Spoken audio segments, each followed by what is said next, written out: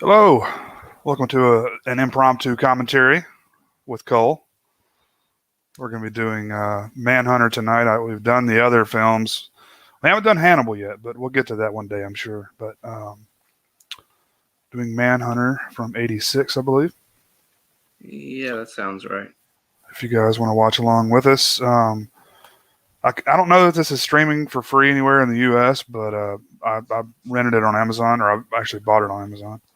Yeah, I'm using a free preview of a special channel off Prime, that's like a super channel or something, to get it. And that's why we're taking the opportunity. Yeah, we did the Silence of the Lambs and Red Dragon years ago on my own channel. So if people want to look for that, and Orc is with us on the Silence of the Lambs one. Mm-hmm. And we did not mean to let this much time to go by, but we couldn't find, like we said, it's so hard to find this one and Hannibal's streaming. It's annoying. I mean, in that time, maybe I should have just bought the fucking thing. But Yeah. anyway, so technically, this is the first movie based on those Thomas Harris novels. It predates Silence of the Lambs by a few years, and I didn't even know it existed until maybe around the time that Red Dragon was coming out. Like, I did not know that this existed. I didn't know that somebody else had played Lecter, before Anthony Hopkins. So that was kind of crazy to find out. And I've said many times, I do prefer. This is interesting. So Red Dragon is not a remake of Manhunter. It's just another adaptation of the book Red Dragon. Here's the book, which I have read many times. Here's a pretty old DVD. One of the first DVDs I owned was Red Dragon, where it still says widescreen on the bottom there. So there's a lot of reasons why I prefer Red Dragon. We'll get into as we go, but that doesn't mean I don't like this movie at all. I do like it. It has a lot of good things going for it.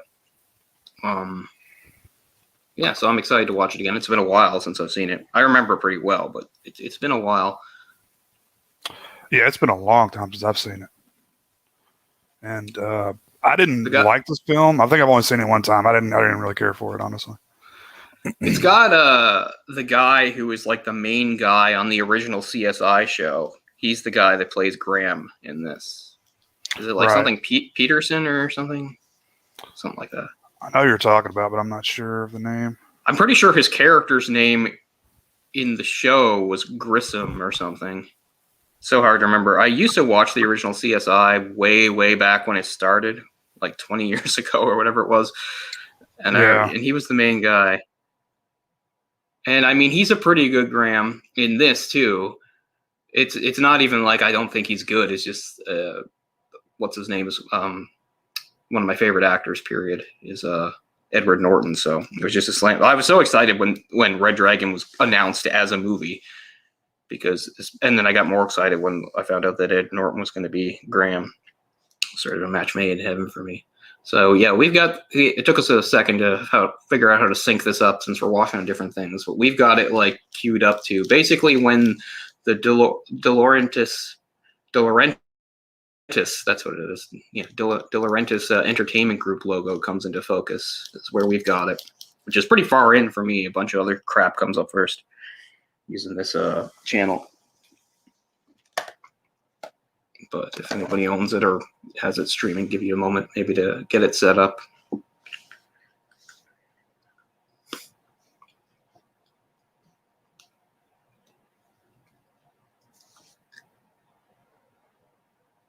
Wait, I'm not hearing you. Oh, you muted yourself. You're muted. Sorry. There you go. I basically said the same thing you did. We're right at the De Laurentiis logo where it comes into focus. Right, and it should be the same after that, I figure. Mm-hmm. So this is Michael Mann, right? Michael Mann directed this. Mm-hmm. And it definitely feels and looks like one of his movies. I mean, it's his wheelhouse, it's like sort of crime. I mean, this is a little different crime because it's got a serial killer in it, but still, Mm-hmm.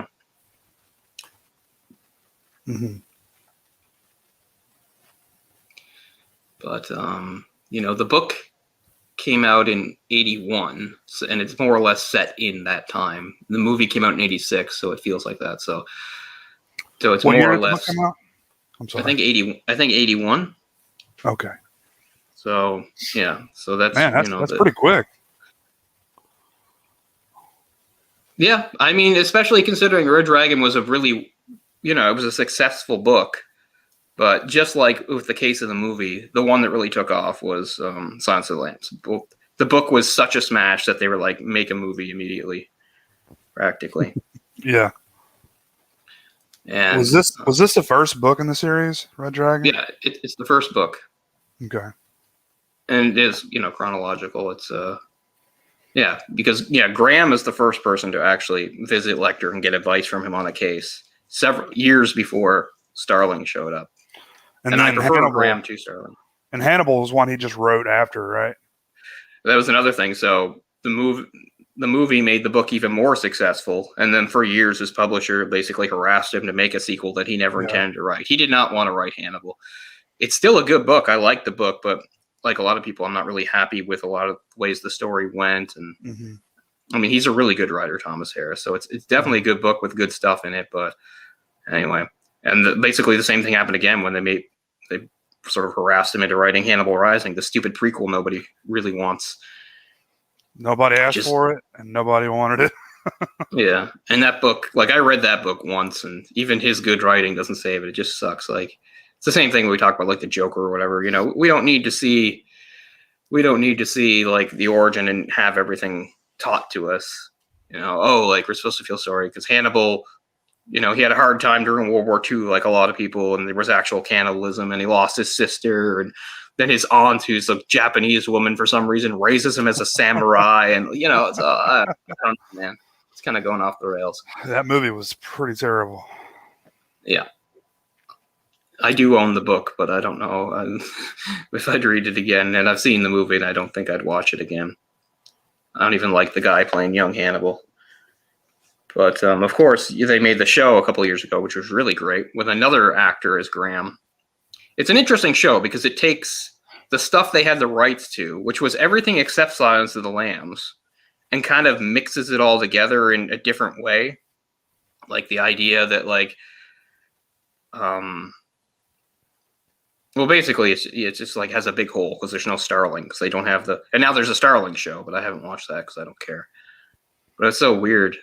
Like you're watching, if you're used to like the chronology of how the story goes, it's interesting to see the show because now you got Graham dealing with that rich family and everything, which of course he never did. That was something that Clarice did, and even getting involved with the sister was completely different. In the book, the sister's a bodybuilding lesbian. She's not some pretty little thing that sleeps with Graham. Of course, and just like they make, for the sake of the show, they make the character in the book, and he might get a mention. I don't even think he gets a scene. I think he just gets a mention. It's just same thing in the movie Red Dragon, and possibly is. They mention Bloom, who's like a doctor. Bloom is like a major character in the show, and turned into a woman, which is fine. I don't care. I'm just saying it's interesting the changes they make. That was a really great show, and of course that's Mads Mikkelsen. Now that's how you do a young Hannibal. Yeah, not young, but a middle-aged Hannibal, whatever like that. I mean, very different from Hopkins. Hopkins is closer to the way he's written in the book in that he's a fairly small man. He's described as a fairly small guy, like not big and intimidating. And Mikkelsen's definitely over 6 feet, but it's pretty cool. I believe this is the theatrical cut. I think so too.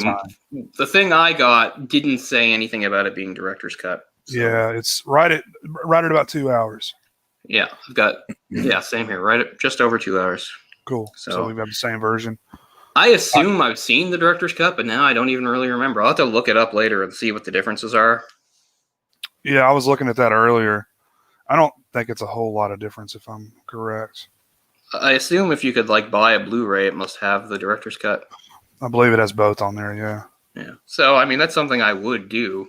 Just you get sidetracked with other things and other movies. Like I said, we started these two. We started this over 2 years ago, and we just kept waiting for like Hannibal and this to show up somewhere streaming, and it never really did. So now that I've just have this free preview, I'm taking advantage of it. Jay went the extra step, and I think he bought it digitally just for the hell of it. So now he's got it, which is pretty cool. Well, it's like $2 more to buy it than the rent. Yeah, exactly, right? Man. So you can't turn why that the hell down. not? Yeah, exactly. So that's a pretty good preamble. We can go ahead and start this, and I can talk about the differences between the cuts. Okay, let me get mine synced up real quick. It keeps trying to play on me. Yeah. Okay. So we're right when the logo finishes doing the animation stuff, the De Laurentiis logo. I'm 30 seconds in. Mine's like 49 seconds. So, okay, cool. We'll do a countdown, guys, and after I say 1, you're going to want to push play. 3, 2, 1, play. You tell that mine's too loud. Let's see if this thing will automatically do captions for me. Should have done that beforehand.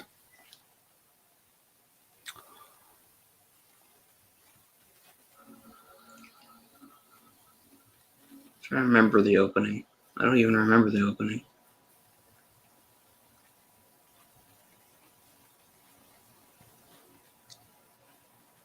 Oh, yeah. Opens with one of the murders, obviously.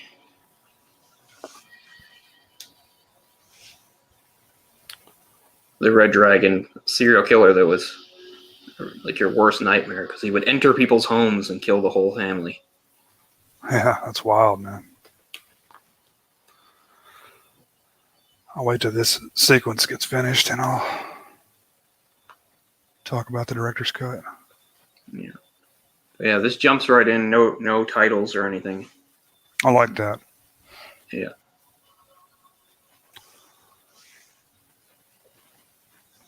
And just so everyone knows, I'm not a Michael Mann fan at all. Me neither. I don't dislike him. Like, there's definitely directors that bother me more. I'm just, Like, I get what he does well, and he did Heat, right? I mean, obviously, Heat is very, very good. You know. Did he do Thief? Thief is the one I think is super overrated. See, I think Thief is, and that's I think it. I don't like it. I just think it's really overrated, and I don't. William Peterson. You don't like the actor, right? I don't like James Caan. In that role. Dennis Farina. He's always either a cop or a criminal. I forgot he was in this. Yeah, I think he's actually. Wow, I can't remember people's names. Great cast in this, Stephen. Oh yeah, it's a good cast. It's just a little hard if you're used to seeing, Silence of the Lambs. Like, it's really hard to unsee. I know, especially Lecter, right? I mean, we probably all saw Silence of the Lambs first, right? I did. Me for sure. Like I said, I didn't know this movie existed until quite a few years later. It was probably shortly before the Red Dragon movie was being made. Mann did the screenplay too. It's a pretty straightforward screenplay. But Crawford, that's who I meant. The FBI director guy that's like the superior. And that's one of my. I said it years ago when we did do Silence of the Lambs. That movie I think is so perfect. If I have a tiny little quibble about it, it's that I do think that Crawford is miscast. I don't like the guy that plays him. He seems to book it. He seems too much like a desk jockey. Yeah. But here he is down in Florida. Yeah, man. Silence of the Lambs. That's one of my favorite movies of all time. Like, I love that movie. It's just so perfectly done, executed. Anthony Hopkins, man, amazing. Mm-hmm. And I mean, what's his name is really good too. Sometimes he gets overshadowed, but the guy that played Buffalo Bill is really great. All right, so here he is living in his retirement, and Crawford's come down to try to pull him back in. It's kind of a cliche, but it's a good one. Because it is different. Like, that's one of the things that I think made this book when it came out stand out differently, in that Graham isn't like maybe what you're expecting of an FBI agent. In fact, he was never an official agent. He was some sort of liaison or something like that. And his thing, of course, was this idea that he could figure out the way that serial killers thought. He's not exactly your normal, typical, investigator, which is something that even gets mentioned by Dollarhide himself. He says something like, "Not your typical gumshoe, is he?" when he sends a letter to Lecter. Man, Dennis Farina looks so young there. He's one of those really Chicago actors. He's always got the strong Chicago accent.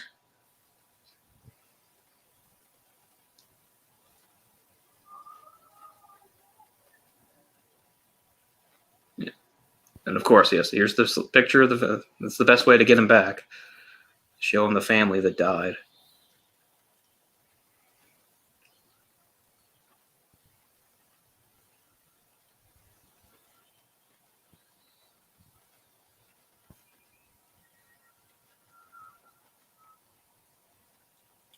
Yeah, that's how you hook him in. Yeah, show him the picture of the family. Yeah. They're down in Marathon, Florida, where he's been retired ever since the whole thing with Lecter happened, which is totally understandable. You go through something like that. Coming down here and like fixing like boat engines or whatever the hell he does would be, feel a lot better. And so it's not...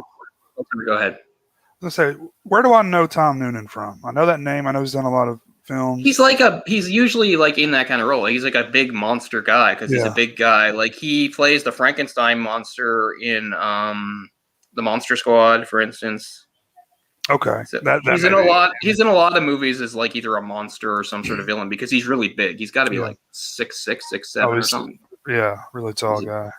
So yeah, you've probably seen him more than I have because you watch a lot of those types of movies. Honestly, man, I don't think he's this cast exactly, but I don't like how he plays it. And again, maybe it's not fair because I'm biased by how well I thought Ralph Fiennes or whatever his name did. Last Action Hero. That's probably where I know him from. Right, and he's the bad guy, the fictional bad guy in that with the hook or whatever. The Ripper. Yeah.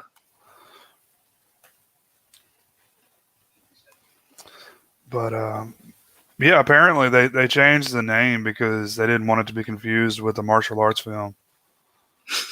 Which definitely fell into obscurity because, I always wonder why they changed the name.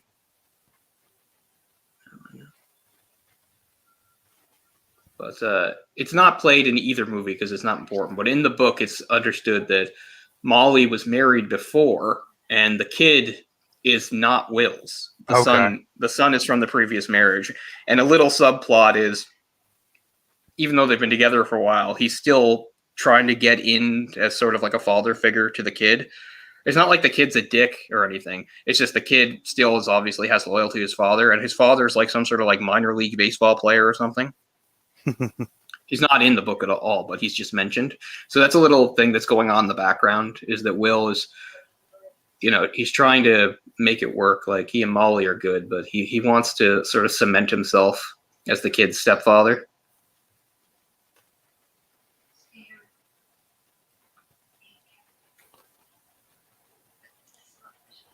What's up, Styles? Oh, hey, it's been a while. Thank you very much. Has been a while. But so I'm gonna say also what's cool about the book that you couldn't put in either movie is there's a few chapters that are flashbacks to Dollarhod's childhood, which are good. They touch on that with some of the things in his like weird diary thing, whatever. Yeah, that's pretty much, and they kind of condensed it a little bit. Or you're welcome to join us if you want, man. I know you did the first two with us, or one of the other two. You were here for Silence of the Lambs. Is this true, Cole? I didn't see season 3. I think I just saw the first 2. Yeah. So it's shortened. Like I think it's not as long as the other seasons. It's only like 5 or 6 episodes, so things move kind of at a brisk pace. It was like prematurely canceled, right? So I guess I just had to finish it up or whatever. It does the story, but it has all that other stuff first, so it feels completely different, right? Like his relationship with Lecter is really different, and But yeah, the third season introduces Dollarhide as the antagonist, so that's the thing. But obviously, it diverges quite a bit and feels different because of all the stuff they had to do before, which includes stuff from the very beginning. So yeah.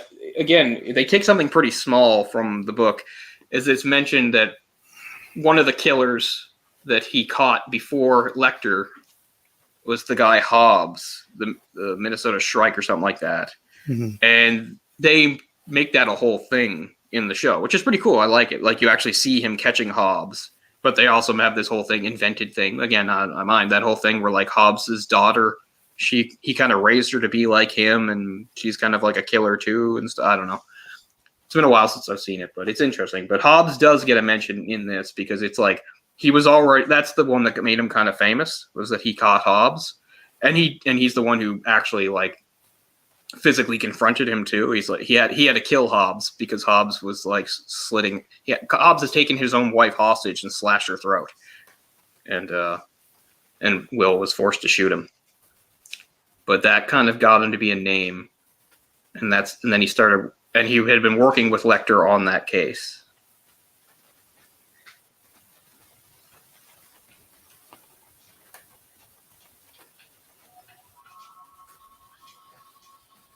They definitely didn't touch on that in Red Dragon with the son not being his biological son. Yeah, it's not really that important. Like I said, it's just a little small thing in the background. I get that. I mean, adapting novels to screenplays has got to be a pretty challenging thing sometimes. Damn, that is a fucking scene right there. Yeah. So far, this is pretty much exactly the way it plays out in Red Dragon, the movie, too.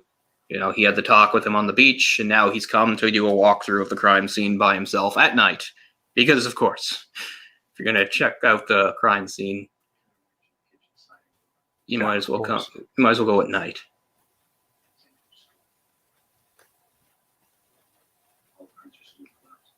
But as I know I've said on other things when we talked about it, but reiterate here, I've always preferred Graham to Starling because I like that Graham, for as in deep as he got with Lecter, and I'm not talking about the show because the show's a whole different thing, but as far as the book and these two movies go, Graham handles Lecter very well once he knows what he is. Because I mean, the whole thing was, you know, he just like everybody else, he did not know what Lecter was and only found out at the last second. It was nearly killed by him and survived him by a lot of luck. But I just mean after that, once Lecter is locked up and he's dealing with him, he handles him very well, whereas Clarice gets really drawn in and manipulated. Graham doesn't let Lecter play head games with him.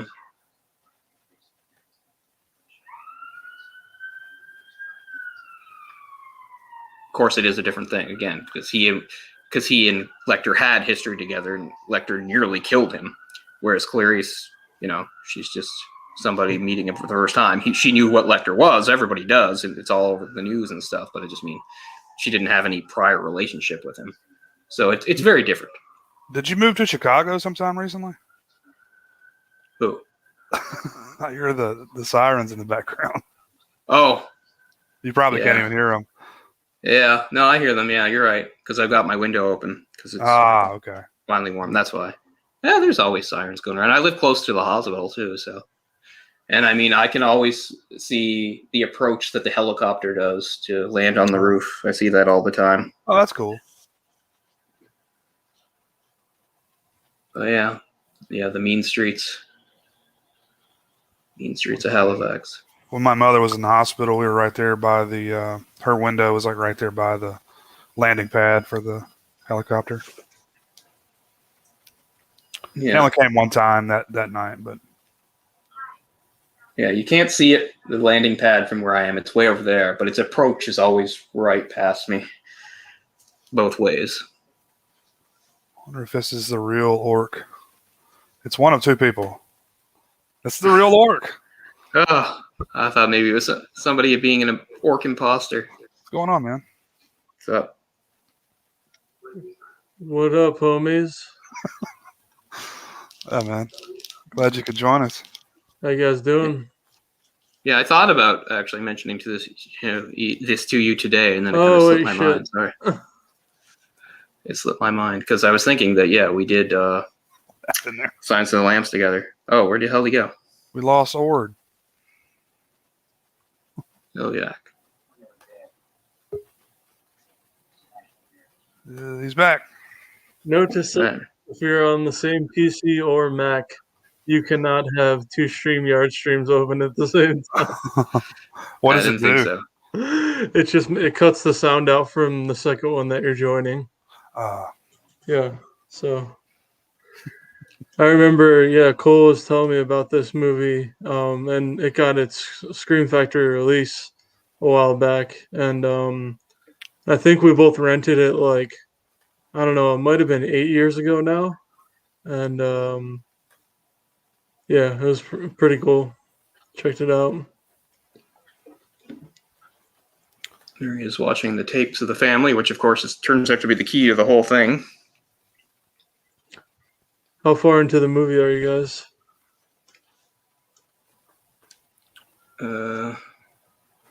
15 minutes.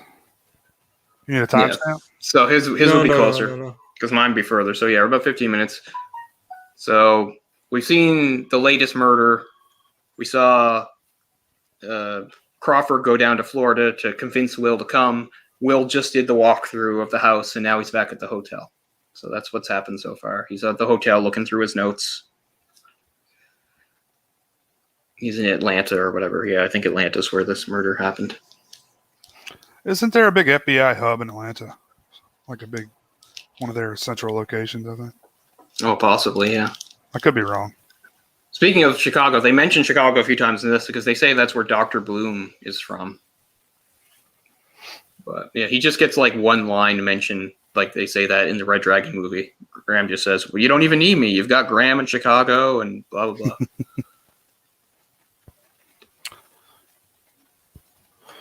So, anyways, I might be back, but just wanted to say hi. Cool, Hope man. You guys have a good stream. Yeah, thanks for stopping by. Yeah, no problem. Oh, it is Ord. Ord, yep, that is the name Steak Sauce gave me. Ord. He's like, what's up, Ord? Like, how's it going? That reminds me of something. The Last King of Austin Ord, which is a fantasy novel.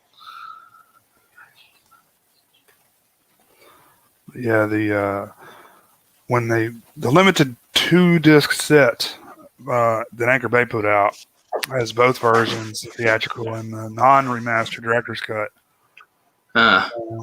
Then they put out a remastered director's cut.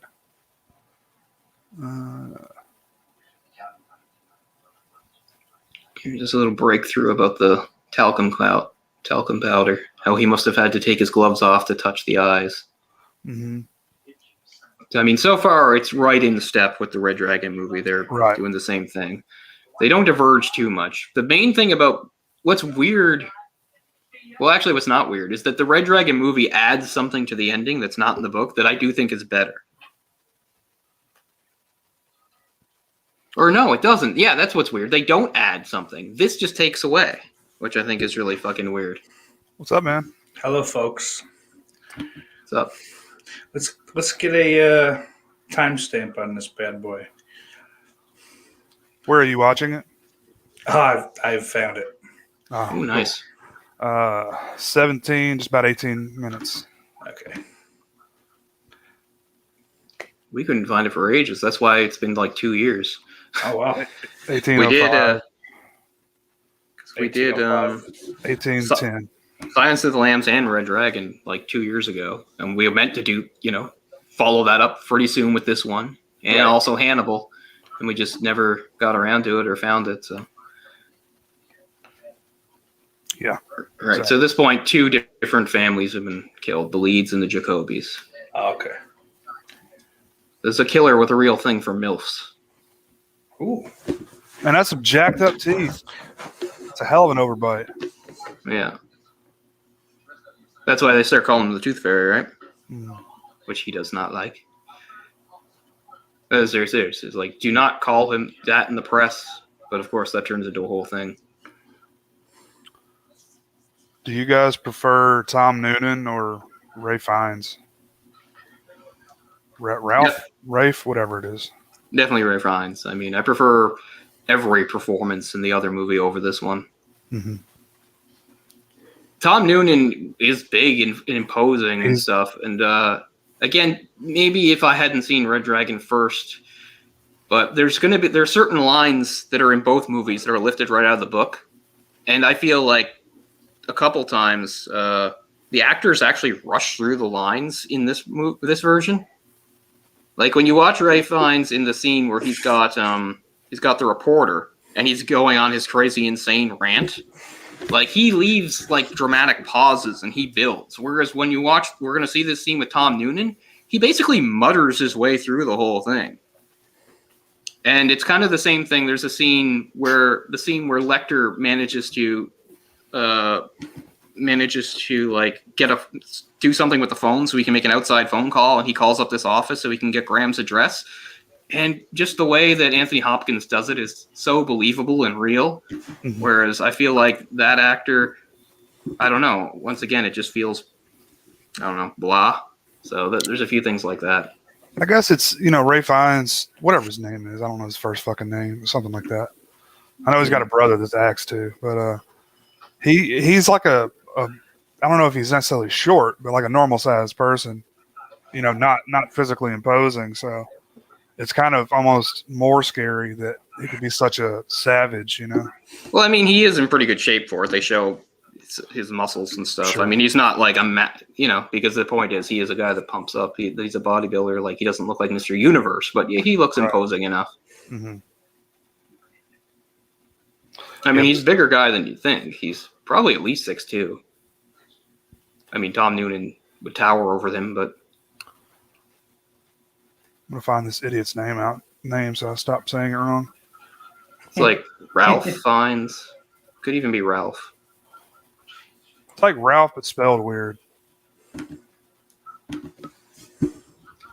But I can't remember the name of the actor that plays Lecter in this. So here's another thing. Here's Lowndes. I mean, this guy's fine, but I mean, Philip Seymour fucking Hoffman? Come on, you can't compete with Philip Seymour Hoffman. Yeah, that is true. By the way, that Red Dragon is the movie where I became aware of Philip Seymour Hoffman. Again, to make the distinction, there's plenty of times where I was a kid and I saw an actor in a movie, but that doesn't necessarily mean I remembered them or thought about them. Because I had probably seen Philip Seymour Hoffman in something earlier, but the movie I noticed him in was Red Dragon as Lowndes, the sleaze reporter that works for the Gossip Rag. And it is Ralph. What the fuck was that? Yeah. Because there is a Ray Fiennes. That might be his brother. Okay. There's definitely a Ray Fiennes, but yeah, Ralph. I just don't know if you say Fiennes right, if that's how it goes with me. Look at this motherfucker's birth name. Wow. Is it long? Oh, yeah. Put it in here so I can put it on here.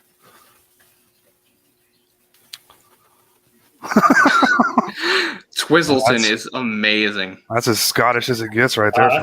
That's beautiful. I'm going to name my firstborn Twizzleton.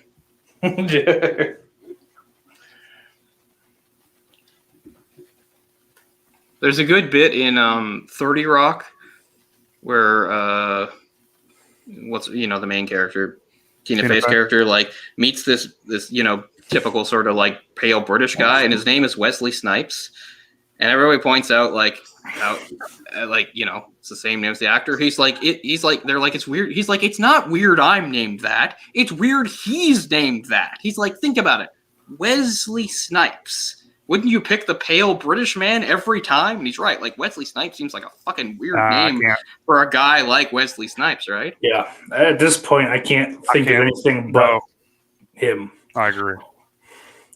But it's such a wussy name, Wesley. I don't know. Snipes is totally a badass action name, man. Yeah. To me, yeah. I think that made the point to me.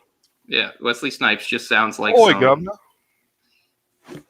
I got me finger stuck in your bum. So here's the other Lecter. Well, the Lecter. This movie's Lecter. Yeah, this guy's way better than Anthony Hopkins. My mother thought so. I watched this movie with my mother years ago, and she thought she preferred his. She said she preferred his performance. I also don't like the place they're in. It's not nearly as scary. It's this very completely white, pristine 80s modern place. I like how they make the distinction in both Silence of the Lambs and the other to make it, kind of more dark and dungeon-like.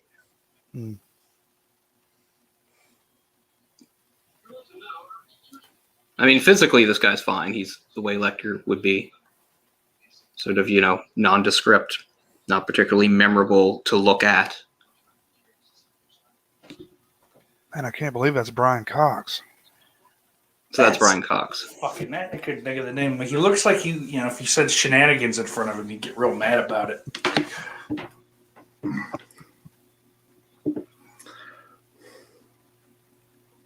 See, there's some of the lines from the thing about your hands being rough, and he's doing his little cold read thing that, like Sherlock Holmes, he's like figuring it all out. I'm assuming he has a British accent. Yep. Okay. I mean, in the movie, I mean. Quite different from Anthony Hopkins.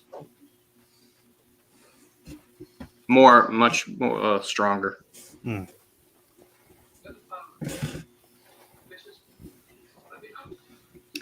I think this had the same joke as the other one. We just missed it, which I always thought was good. Where he's like, "You wore the same atrocious aftershave to my trial." Yeah. And he's just like, "I keep getting it for Christmas." Mm-hmm. The other thing is, they don't make a point of Chilton in this movie. That they do use the same actor, don't they? Between Red Dragon and Silence of the Lambs, that is the same guy playing Chilton, right? I'm not sure. What's the purpose of changing the spelling of the name? Whose name? They changed Lecter and Dollarhide. They spelled them both differently. Yeah, I knew they spelled Lecter wrong. That's right. I have no idea. It's dumb. It's Michael Mann making mistakes. Making a mistake and then saying, "No, that's what I meant to do." Yep. I'm going to put my special signature stamp on it. Good job, Michael.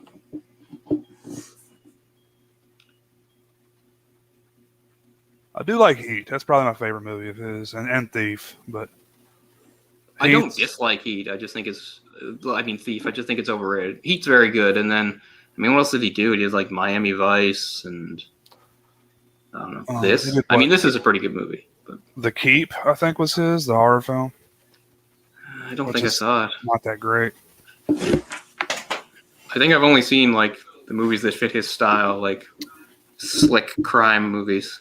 He did the one with Tom Cruise with the mullet and Jamie Foxx. Oh Collision, yeah, no, Collateral. I hate that movie. And people lost their minds when that movie came out. They thought it was amazing, and that Tom Cruise gave such a great performance. It's fine. I saw it once, and I'll never see it again. I don't care. That movie washed right over me. I did not give a shit. It's something about his pacing that I don't like. It's boring to me. I like his visual style as far as it works with like crime movies. He was probably the perfect person to do like a Miami Vice movie, because that whole I forgot he did that. sort of polished but gritty type thing. You know what I mean? That works so well with crime. He does have a good feel for that. Was that? See, watch him running out of this place. This place looks like a fucking art museum or something.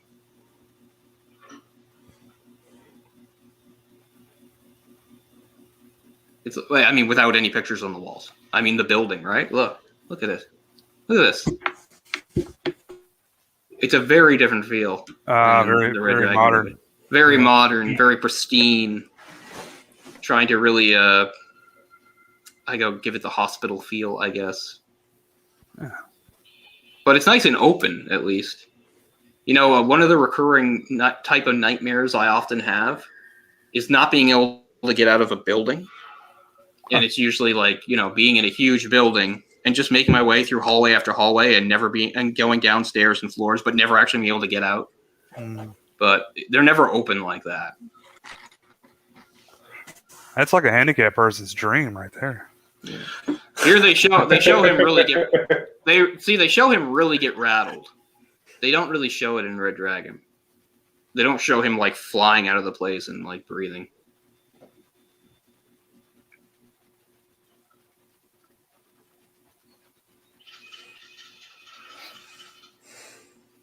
There's Lowndes.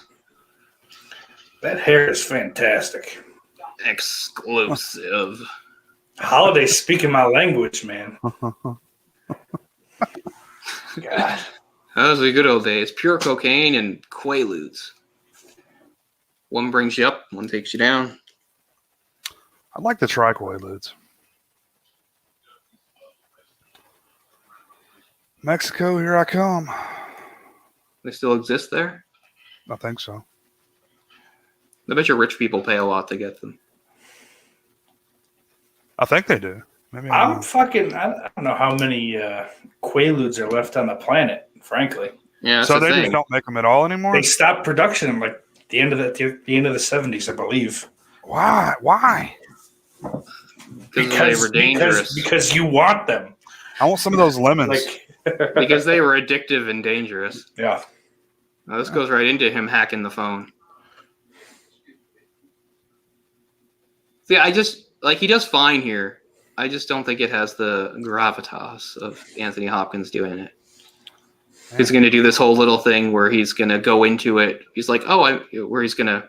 Well, you'll see. I won't talk over it. You think people would know that that's chewing gum? No. No.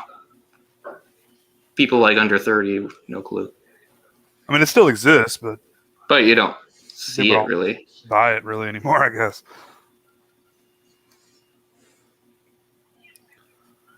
Get you some juicy fruit. But he's got the. It's interesting. He asked for Bloom first. Yeah, that's right, because he knows that Bloom has the records, right? So he's called up the office that Bloom works in because he knows that it would have Will's information. I mean, he does too. He slides into a whole thing here too. I mean, he does just like Hopkins. I just don't think it's quite as well done. Where he gets all folksy. Is he doing an American accent now? Not really. He's just playing down his accent a little.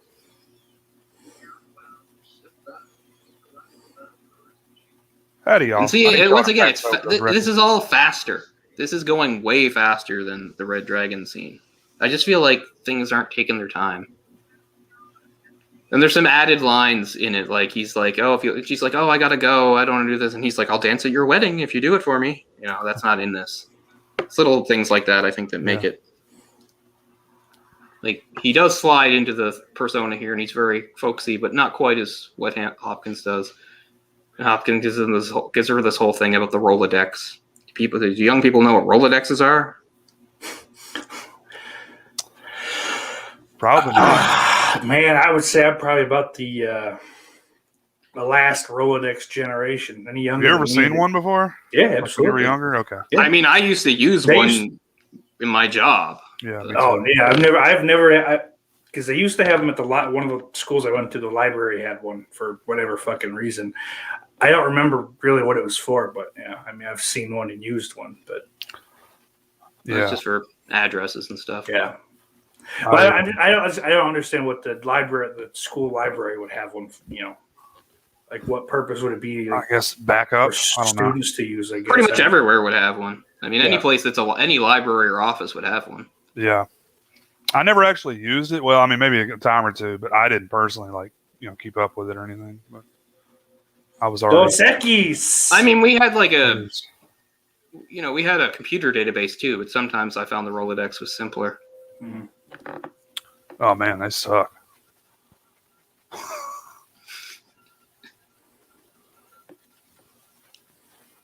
This is like early 2000s. So are we all on the plane now? Mm-hmm. Yeah, I've got that. You did a good job. He's trying to sleep on the plane. Okay. He's dreaming about his wife. Gotcha. Because I accidentally found the director's cut, not the other one, not the theatrical cut. So I caught up to you, but realized I was still behind. So I don't even know what's different about the director's cut. Oh shit! That's fucked. Now this is not in Red Dragon the movie. This little bit here where the kid sees his horrifying. You're just a tad ahead of me, yeah. I see now. That is funny. Sorry, my murder photos were out. It's not my work, I swear. Yeah. It's a work thing, but not how you think. Hey, get her opinion. She may be able to help. I need some fresh eyes on this. What do you think, little girl? You're already scarred for life. Yeah, so. What kind of bad man would do this? I don't know. Let's explore that. Why does he take the eyes? Or is it mirrors, right? He puts mirrors in the eyes? Yeah, he doesn't actually take the eyes. He breaks the mirror. It serves two purposes. He breaks all the mirrors because he hates looking at himself, but then he uses them to put in their eyes to make it seem like they're alive and watching because he likes the idea of an audience. Although he's too cautious to have a live audience because the whole thing is dispassionately kill everybody in the house and then do the real sick serial killer shit with the mom. Mm-hmm. Like the kids and father, he offs them pretty quickly. Usually he just shoots them even. But then he does, the more involved stuff with the mother because she's the target, the main target. Don't look at me. I'm hideous. But I mean, yeah, it must be part of the thing because it's always families. So like I said, he's got a MILF thing. He needs that audience. He doesn't want to just go after some single woman, right? Some single woman living in an apartment. Easier target, but his process is more complicated. He's got like a mom complex of some sort. Then again, the audience, the fake audience, they're already dead, but they can serve like as an audience. He's like Ted Bundy. Like he hate fucks them. Yeah.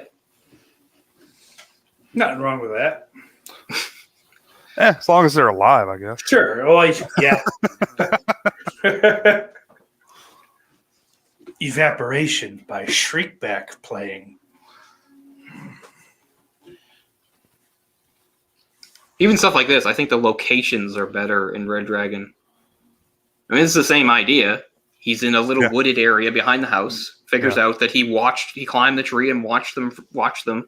This faces their backyard. It's the exact same. I just like the location better than the other two. Have you seen Red Dragon, Steak? Not in many, many years, and I don't even think I saw the whole thing. Mm-hmm. One of those times where my father wanted me to watch him play PlayStation, so you know. I haven't seen Red Dragon in a while, but I've seen it many times. Read the book quite a few times too. This is one of my most reread books. It's been a few years, but it's the symbol, yeah.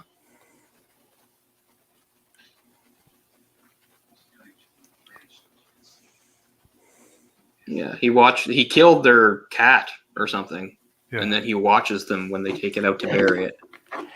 Because that's another thing too about how he kills the pet first, like before he even does the attack. Oh, and then they make the comparison after he kills Lowndes that Lowndes was like Will's pet. Gotcha. Although it's kind of a weird comparison because Will's fucking hated Lowndes. Stephen Lang. He gets more angry here too than Edward Norton. See, he's gone from quietly muttering to himself to actually like yelling. Uh-huh. But yeah, so in the book, it's just like in the movie where he does the whole fake out thing with the house burning down, right?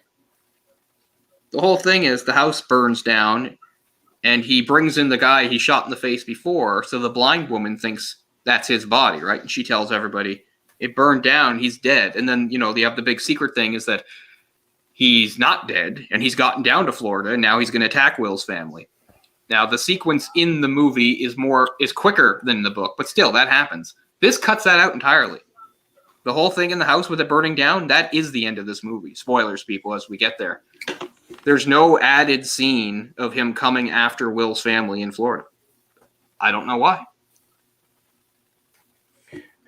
Yeah, but Holiday, have you ever tried to fuck in front of a cat? They just look at you, man. It's weird. Oh, man. It's creepy, man. She has seen some shit, and I've often had to move her out of the rooms. Listen, I've literally just calmly settling down way too close. I've had to pick her up and like put her in different places. I many times have been, taking care of business and just I stop and no, okay, we'll do this later, I guess, because you're fucking creeping me out, cat. What's up, Zombie? Zombie! What's up, and Brian Mr. Trash.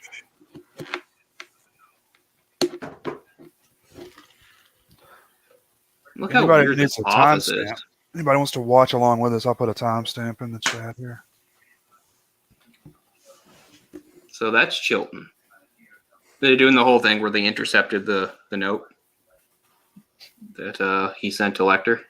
Mm-hmm.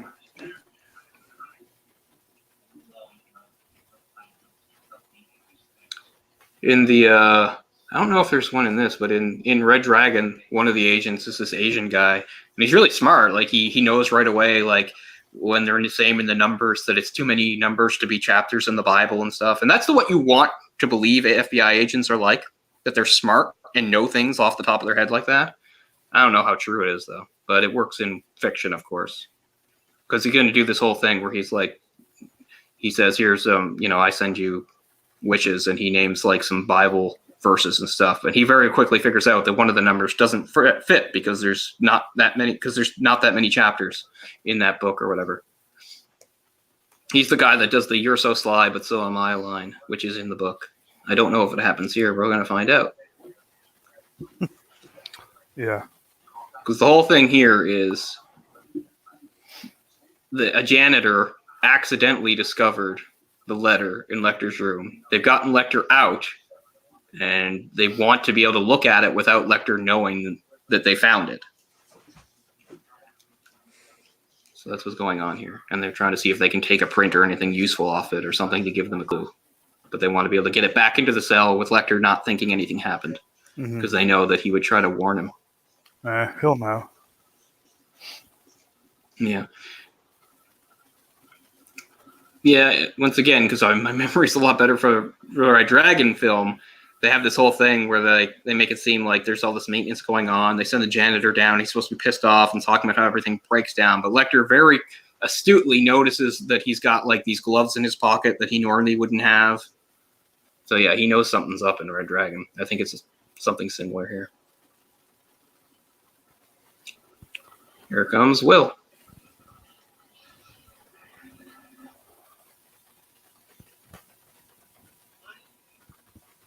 Oh, they got a woman in this one. Oh, it's a lady.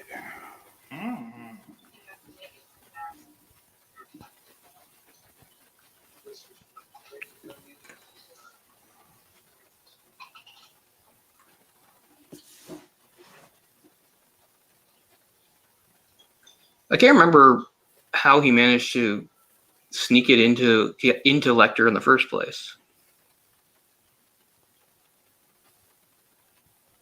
Like, you can't just mail stuff to Hannibal Lecter. Yeah. I got a pair of panties and some hair for Mr. Lecter. Yeah. That's something about serial killers, man. Women are infatuated with them. I don't know. Yeah. And I mean, yeah, sometimes there is stuff set up so they can correspond with people, but it would all be watched very carefully. Like, this is a secret letter that they weren't supposed to know about. So, Tell you, man, Richard Ramirez, that dude has got pock marks for days, man. Yeah. Or did. And he had rotten teeth. Yeah. And were... women loved him. Like hot women. Loved him. Like that guy that murders everybody and raped old ladies. He's awesome hot. Yeah. Yeah. And children. That's cool.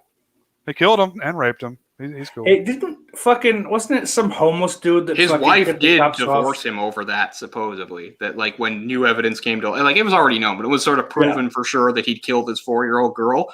Then she's like, oh, okay, I can't stay married to him now. Like, that's whatever. Too much. Yeah, that's too much. Well, it's okay that he raped and murdered all these other people. In the doc, he already had so many counts of murder that they decided not to even go forward with the rape stuff because they didn't want the kids to be scarred more because he's doing life anyway, you know? Yeah. Like he's not getting out of prison, so it's really no reason to put them through that. And he's showing off, and, you know, there's your so celeb, it's on my different guy. But, you know, Ramirez, the whole time, he threatened people in the jury, and he wore the sunglasses, and he told the judge off, and he showed no remorse. And, you know, it's not even like one of those serial killers that it's like, well, he's sad and misunderstood. Like, no, this guy was basking in the limelight saying, yeah, I kill everybody and I'm a rock star. And once I wrote a letter to Sean Penn and Sean Penn insulted me. That did happen. Good. Sean Penn got arrested for punching a photographer, and they put him in a holding cell next to Ramirez. That makes me respect Sean Penn more. And Ramirez asked the guard to send a note to Sean Penn asking for an autograph. And he technically did get one back, but it was funny because Penn wrote back something about how he'd been arrested several times before, and he always felt a certain kinship with the other prisoners, but he felt nothing with Ramirez. And Ramirez wrote back something like, he said something like blah, blah, blah, and he's like, hit him again, like rest in hell, or like something really stupid. Yeah, goofy. I'm sure. Something really goofy. 666, Richard Ramirez, you know, bullshit. Man. Like playing telephone in prison. All right. Avid fan. You go tell him that he's an asshole and Satan.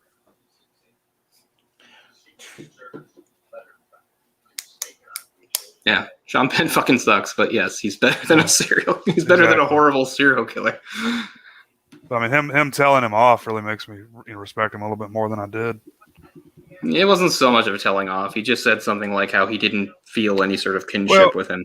He may not have been aware of everything at that point, too. Like, as far as what a degenerate piece of shit he is.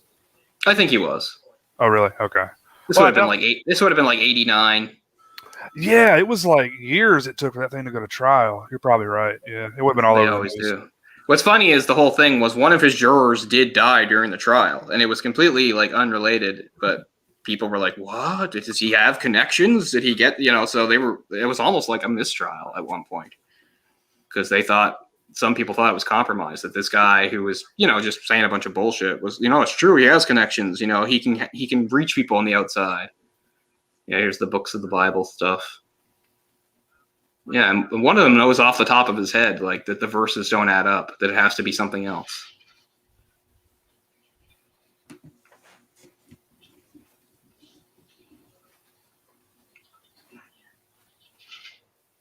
He's checking the books. So he's actually checking.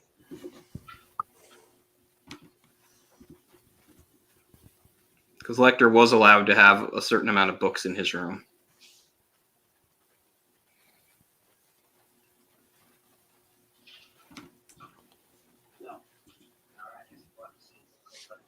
Yeah, they're communicating through a book code. It would have to be a book that he would know that Lecter would have access to.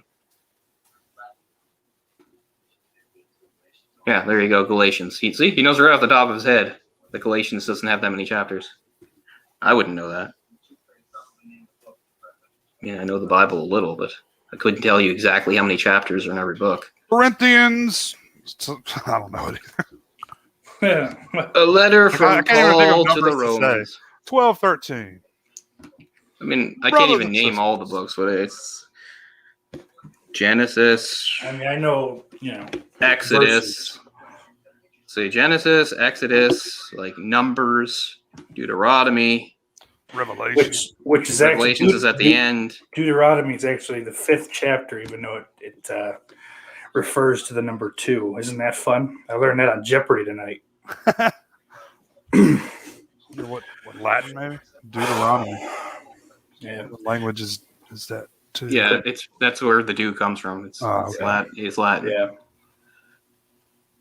Tell you what, man, knowing Latin is a game changer on Jeopardy. Because you can, if you know the root words, like you can answer stuff. Yeah. I know some. I just think I feel like they're dumbing it down slowly. Like, it's not, embarrassing yet, but I just feel as I get older, I get better at answering the questions, and it's not because I'm learning more. Tonight's was, I thought, pretty hard, although I missed part of it. It's a Tournament of Champions one, so they're harder than... What's funniest is when they do Tournament for Teachers, then it's really dumb because they don't want America's teachers to look stupid. It's really funny. It's like, we can't have the teachers look dumb, so they really dumb it down for that. It's like Celebrity Jeopardy when they do the teachers tournaments. Yeah. Who's hosting now? I don't know. Right now, it's one of the former champion guys, one of the big, like Buzzy something, Buzzy Cohen or something. He was one of the biggest winners. Does he not look like white John Leguizamo to you? He does, except he's tall. Yeah, gotta look this guy up. Yeah, but yeah, he's like one of the top 10 like biggest winners. I know Ken Jennings got canceled for something he said a while back. Wow, he was the first guest host. So yeah, he's not canceled. I mean, some people whined and cried about it. They were like, "No, we shouldn't be there." But it just mean. I like remember what he even said. I know what he said. It was a pretty stupid thing. He said something like, "There's nothing sadder than like a hot person in a wheelchair." Like, what? He's not wrong. That's funny though. Well, he does make it sound pretty bad. It's just like, I can't date somebody in a wheelchair. Ugh. Could you? Yeah. Oh.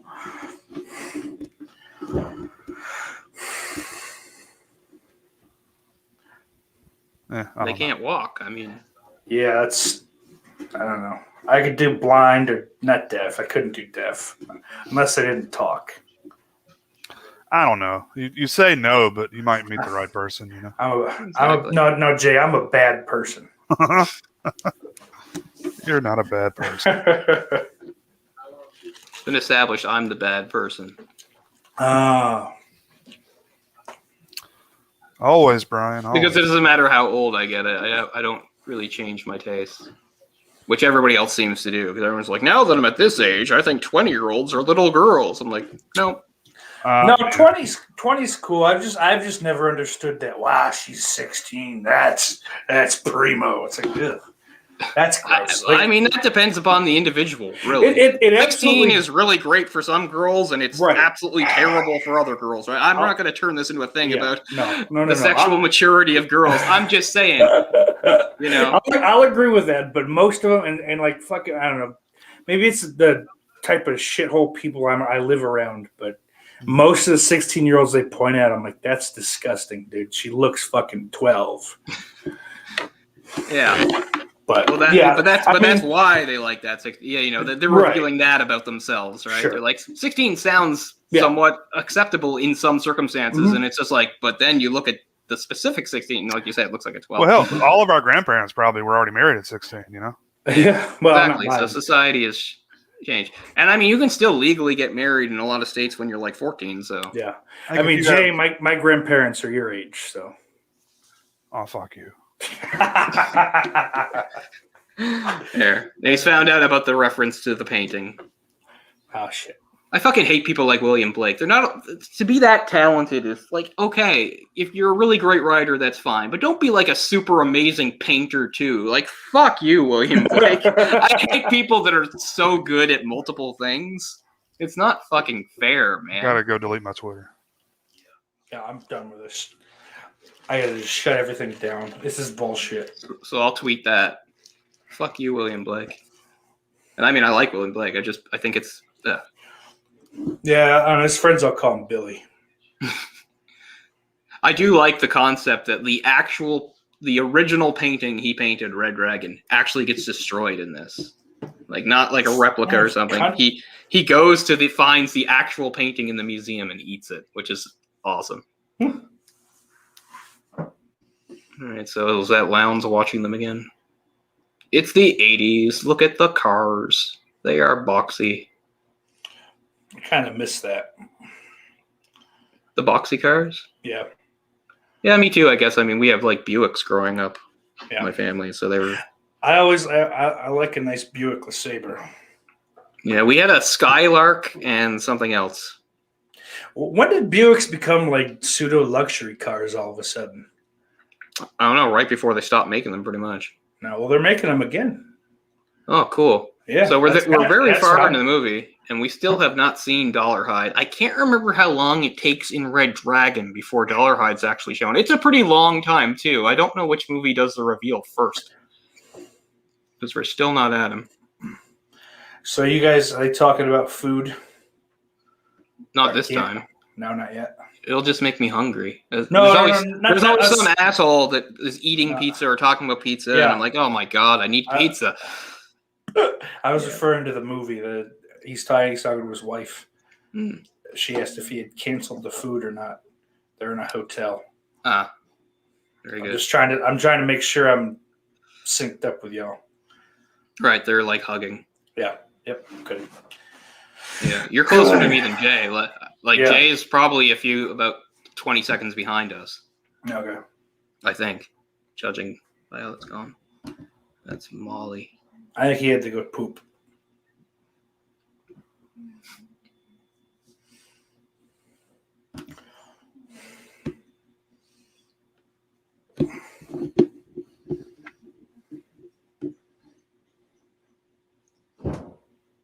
Jesus. A little drawn out. This is too good to live.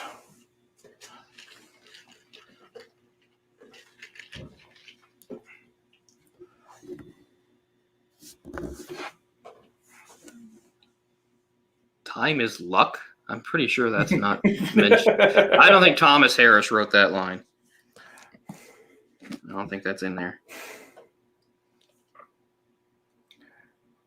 Yeah, it sounds like some fucking 80s, like, wannabe deep sentiment, but... Yeah, that's one of the things that really, again, changed. The style is so 80s because it's smack in the middle of the 80s.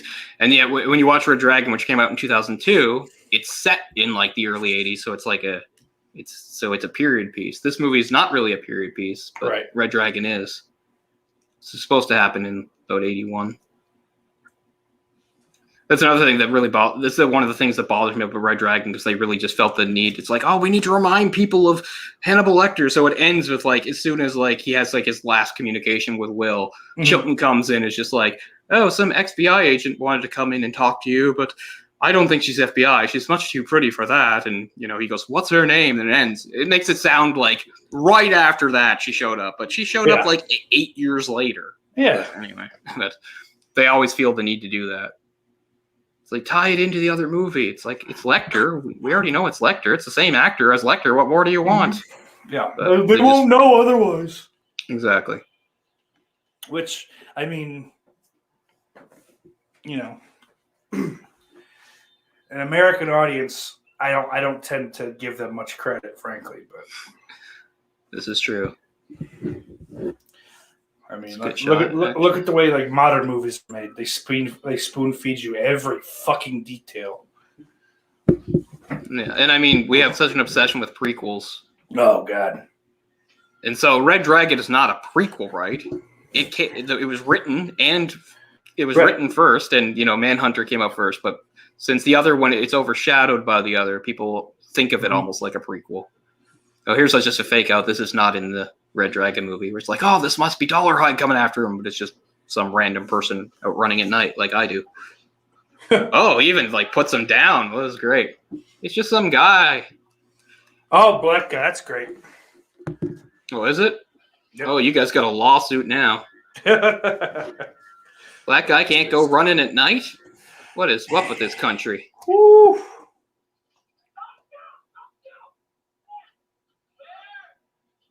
You're lucky it is the 80s.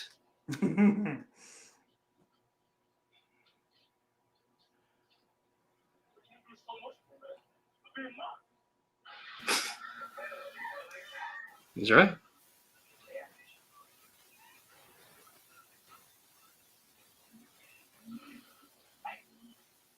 Okay, Lance can't be getting kidnapped yet. Is he? But what about the whole fake article thing? Did that happen and we talked through it? Because the whole thing was they got, Lowndes to write the really insulting article. That doesn't seem to happen to this. He just seems to be kidnapping him right away. And we haven't even seen, like, this is our introduction to Dollarhide, isn't it? Yeah. Him kidnapping Lowndes. So, yeah, the pacing is weird. I'm just too used to the other way. So, yeah, I just feel like, once again, gravitas, it just does not... I just feel like he's muttering through this whole thing. Like, he's like, you don't know, blah, blah, blah, what you are. You're an ant in the afterbirth. There's this great moment where Ralph Fiennes is just like, but fear is not what you... He's like, before me, you rightly tremble. But fear is not what you owe me, Mr. Lowndes. You owe me awe. Like, he says all this, but he just sort of, like, plows through it. Like, I don't know. Like, he's just trying to... He has somewhere to be.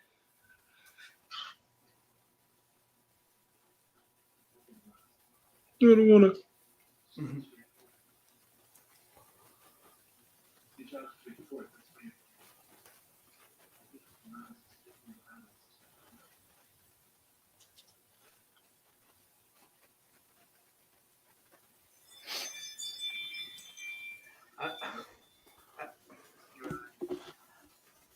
Obviously, I'm not in this situation, but I think if I had opened my eyes to see this man standing there like that, I would have just started laughing my ass off. Yeah. It's a little undercut by the dumb shirt he's wearing. Yeah. That is a dumb shirt. That's a distractingly dumb shirt. It's a dumb chandelier, too. Yeah, and Red Dragon is so much better because he's like naked and he just has a robe on. And then he eventually, takes the robe off and flexes and shows off his crazy tattoos and stuff. Is that the same painting? Yeah. In both films? It better be, otherwise this movie wouldn't make any sense. It's I just meant like exactly the same. Well, it's the Blake painting, Red Dragon and the Woman Clothed with the Sun. Ah, I got you. I didn't realize it was a real painting. Yeah, that's why I think it's so funny about Red Dragon, the book and the movie, and I think in this one too, is that in that universe he destroys the actual Blake painting. He goes to the museum and eats it. Yeah. Okay, so they are showing this, but we didn't see them do that, right? Did that all happen off screen in this movie? Yeah, must have. Because it's like a whole scene in the other where they do the whole thing where, it's like, we're going to lure them out and I'm going to tell you stuff that no law enforcement person would ever actually tell a reporter. And we're going to make it very obvious where I am so we can, goad them into a trap and blah, blah, blah. This seems to be listen to this. I'm going to shut up. Listen to him.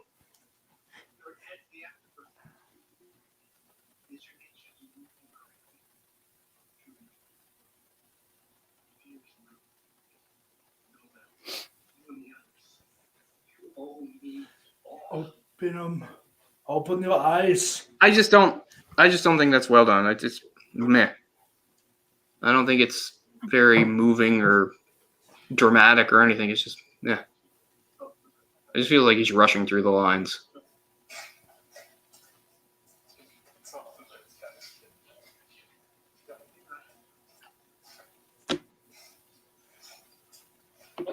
I wanted to hear his delivery. Yeah, I think it's very underwhelming delivery. I think there's just no comparison with the Red Dragon version. Which might have actually had some dramatic music in it, and this is just dead silence. Like, I think the soundtrack actually swells up a little bit, and, when he takes off the thing and shows, and this is just point and shoot. Was that Ridley Scott did that one? No. He did Ridley Hannibal. Scott did Hannibal. Is this Brett Ratner? Yeah, I think you're right. What has he done lately? God. Yeah, what has he done lately? Who has he done lately? Oh, is that the guy that does the little boys? I thought that was Bryan Singer. Oh, okay. No, and Ratner's his little buddy. Yeah, I get them mixed up. They're in the same circle of kid fucking him and Brian Peck from Return of the Living Dead too. Ben Savage. Ben Savage was a victim? No. What? You haven't heard that? This is no, I haven't heard that. I haven't heard that Ben Savage did anything to anyone. I never heard that. That's he was in that old Pizzagate thing. No. Well, that's just made up, though. Pizzagate. Yeah. Pizzagate's bullshit, man. Pizzagate just named a bunch of random celebrities. Pizzagate's 100% horseshit, man. There is no truth to that. I think he... There's small amount of truth to that. There's a tiny bit. Yeah, but then it really turned into this crazy, insane thing that... Yeah, what I'll say is they're not dumb enough to we do it out back this pizza place. It was it was in that Open Secret movie. Did you guys see that, the documentary? Yeah, I was gonna say I knew there was some. Yeah, there's something credible in that in the Open. Yeah, Secret. he shows up at the pedophile's house. I mean, what does that fucking say? What's he doing there if he's not raping boys? I brought cookies. Yeah, I did not know that about Ben. I brought a Game Boy. He was one of them. Okay, so we didn't get the really disturbing part of him biting his lips off either. This movie did not show that. Yeah. Oh, that was cool. Because remember, after he reads, he disappears. He's like, "Hello, are you there?" Then suddenly he appears at the side of him and bites his lips off. But they didn't show it.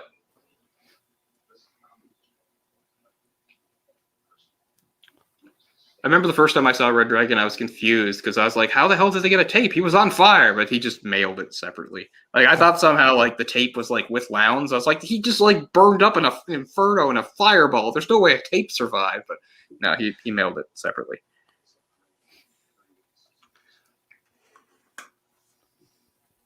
I don't remember if in the book this is in person, but I think it's more powerful that in the Red Dragon movie that it's over the phone.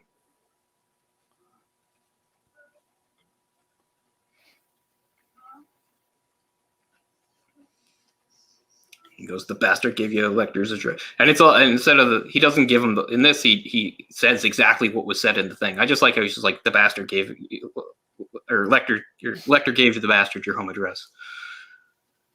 In this, he actually word for word tells him what was said in it. Yeah, so just little touches like that. I think it works better that it's over the phone instead of in person. Because they're both in bed instead of they're out together at the place looking at that. But it happens later where they're both in bed. Crawford's at home with his wife in bed. Somebody calls him and tells him, and then he immediately calls Will, who's asleep in his hotel room. But in this, they're together. Now but same thing here. The fake out. It's he knows, so he's going to be at the house, and he's not. It's just the cop showing up to help them.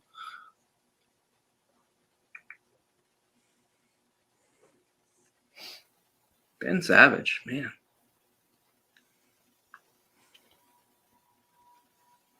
Styles, don't take it behind the frozen dough. Just fucking trap him in between two trailers. Grab a little Crisco and go to town. That's so fucked up, man.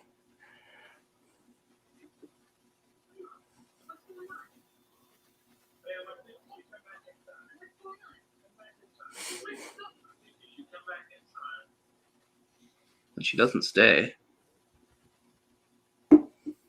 She goes out and stays with her parents after this or something. That looked like Tim Meadows. Jesus. I'm a couple seconds ahead of you guys now, I think.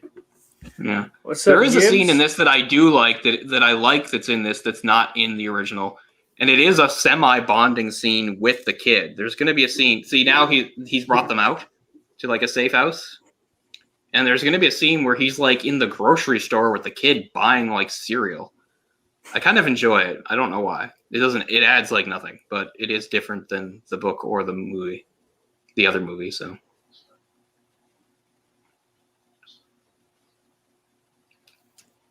you said this wouldn't happen, and it happened.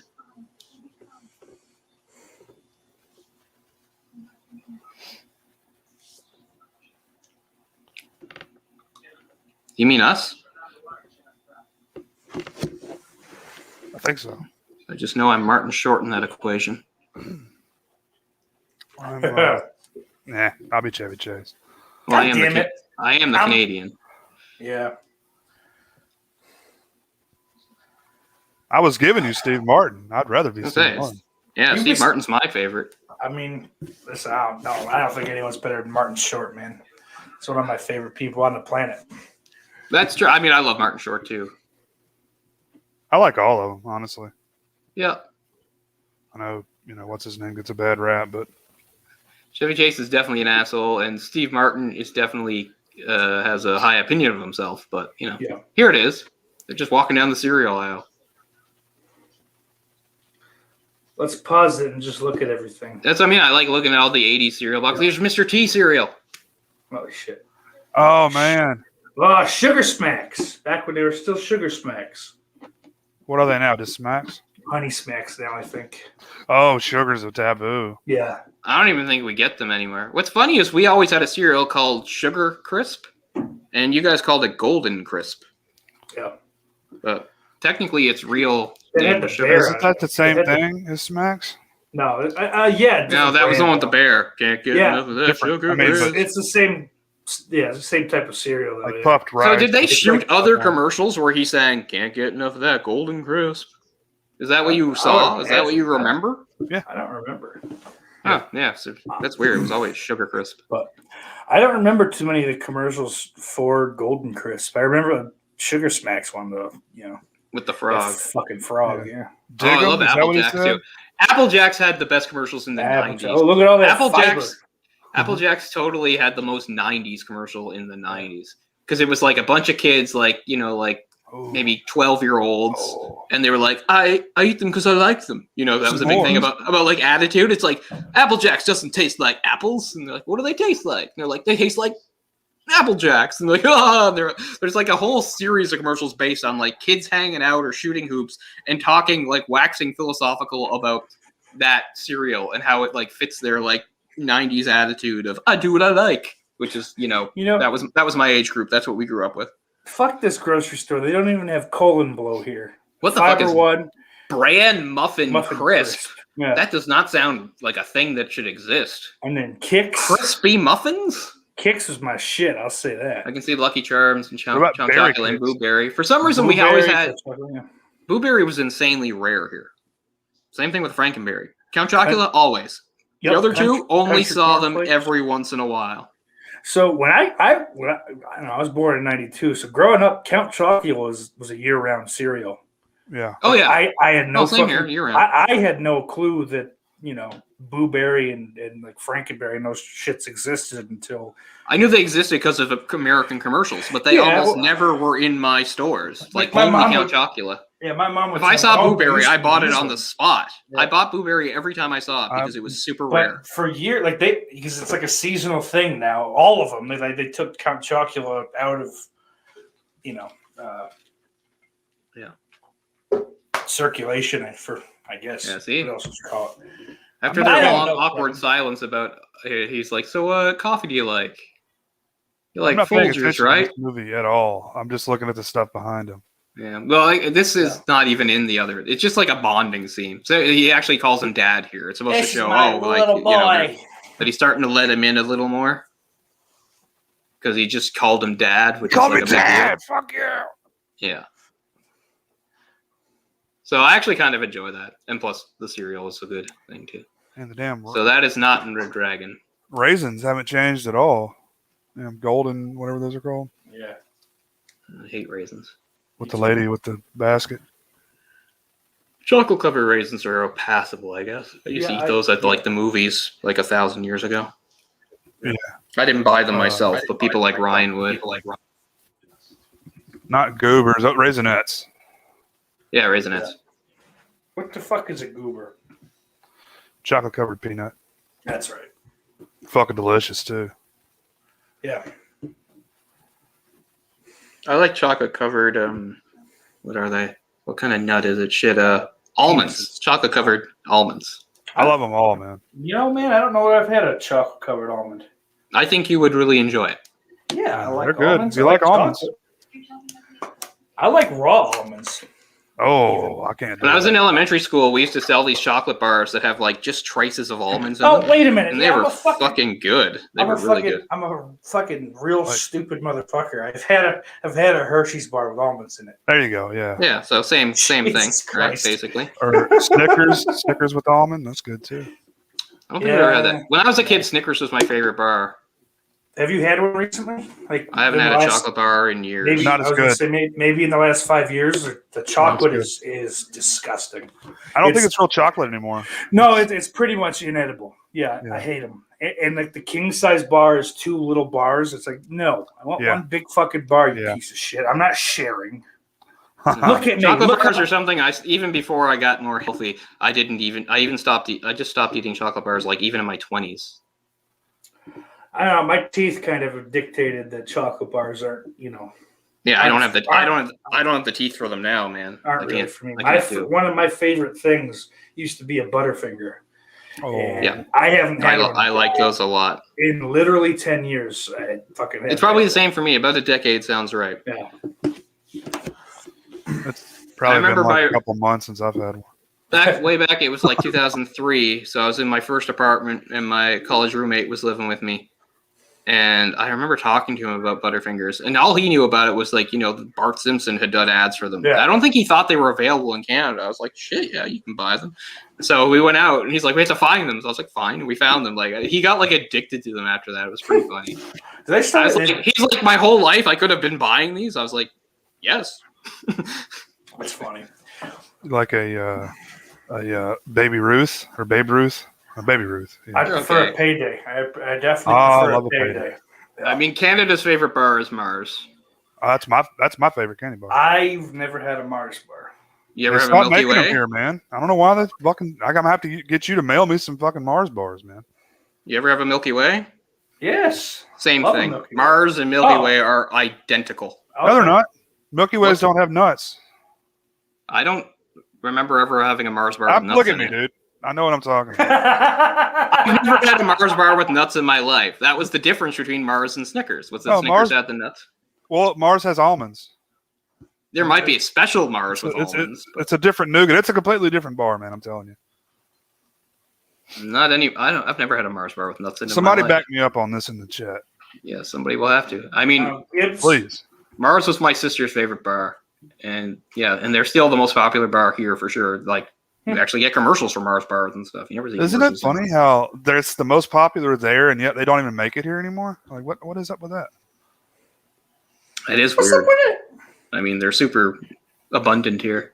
You know, I think I'd really like for them to start making Butterfinger BBs again. Those were good. So we finally get to see where he works. He works at the. Sorry, I'm getting all worked up on candy bars. Me too. The photo place. Yes, it's been a while. I'm off sugar, so. I mean, he looks like a serial killer. Look at him. He really does. Yeah. Like, who's he fooling? I think he looks good, man. I'll be honest with you. I like the look.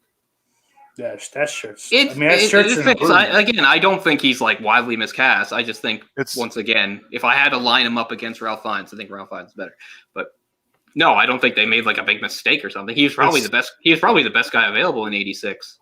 I mean, it's almost like two completely different performances. You know, it really is. I mean, it is two different performances. It is all right.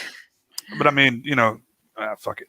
One's not. They're not doing the same kind of fucking. Gotta go delete my Twitter. All right, so he meets the blind. Here, speaking of dating a blind woman, that's what he starts to do.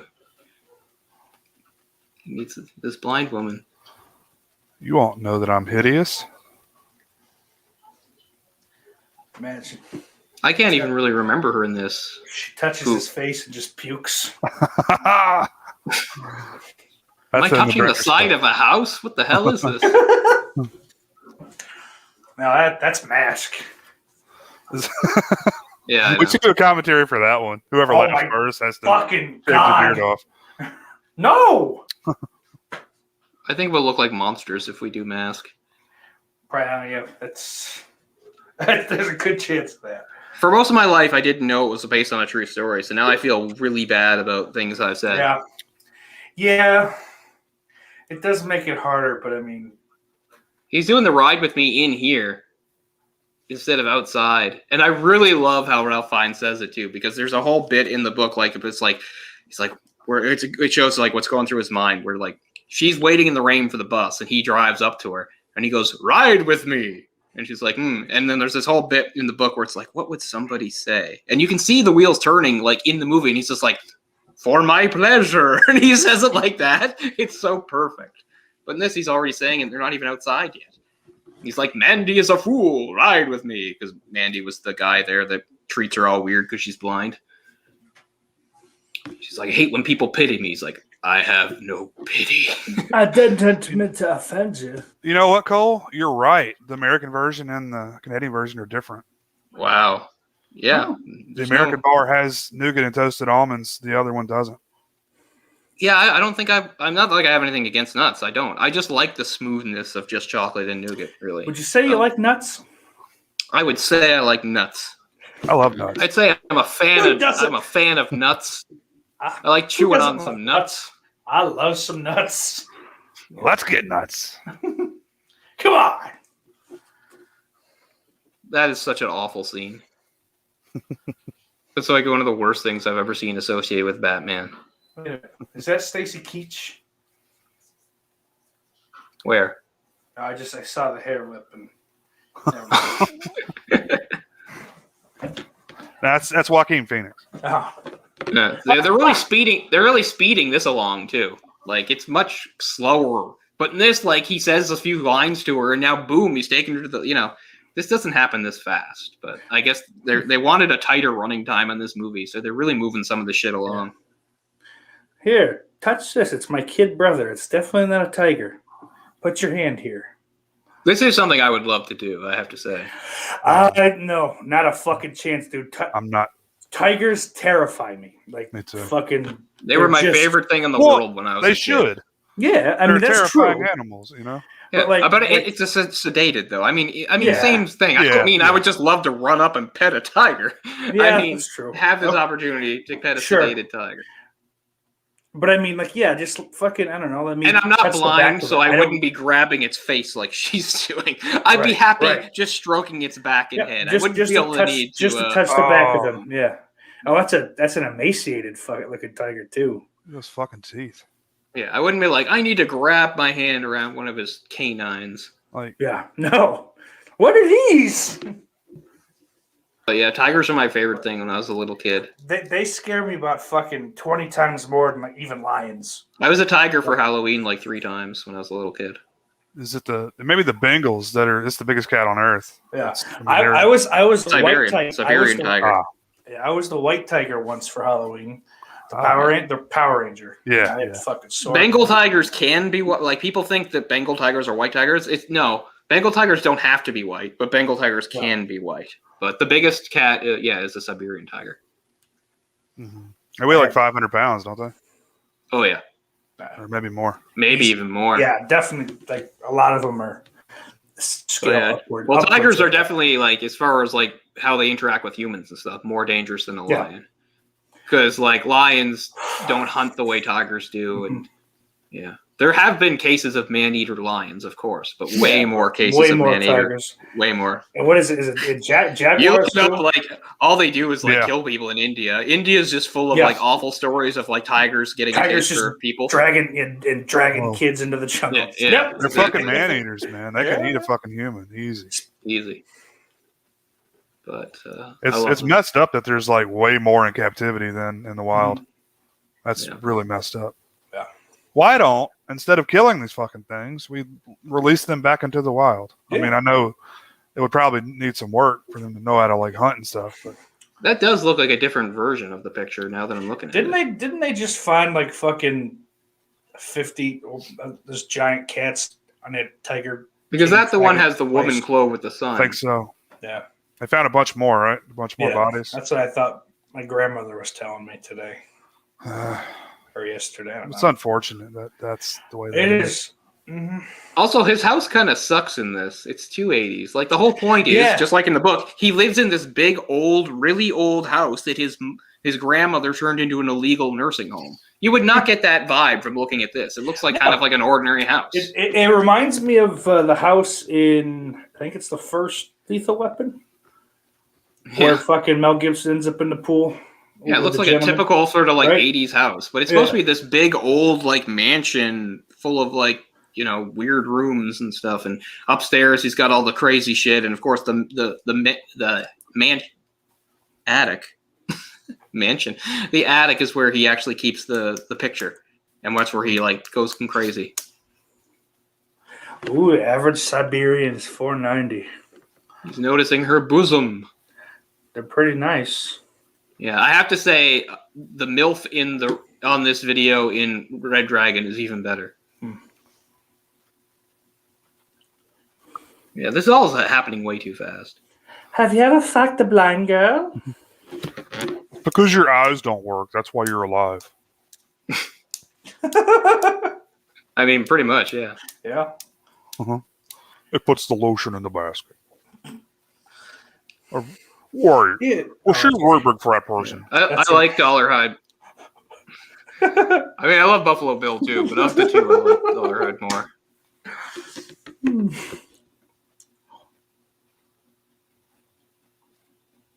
I have to say, like, they make I don't know if they do in this, but they make a point of it in the book and the movie that he's obviously like well endowed because they have her reaction to it. It's pretty funny. I'd like to. It's always funny, like. Reading yeah, I know. Why don't they show that big old fucking hog? Let's go, baby. Sure. I bought a ticket. I want to see the show. Or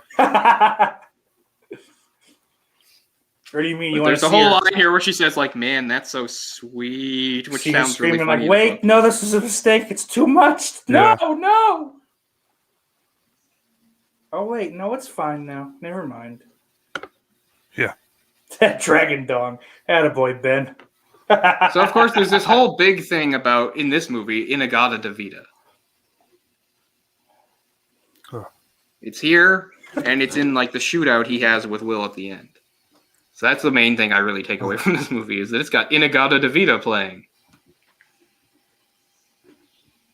Iron Butterfly, baby.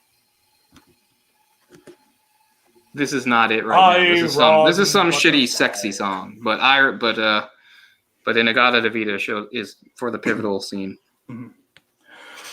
By I, Ron Butterfly. In the Garden of Eden, yes. This is, again, the gratuitous 80s sex scene with the sexy music. I don't know what song this is. Some bullshit. Stang of the scalping. Even the bed looks way too modern. That would be everything should be old-timey. Yeah. That would be one of the benefits for dating a blind girl. Like, your place could just be a fucking dirty as hell. You don't have to clean it.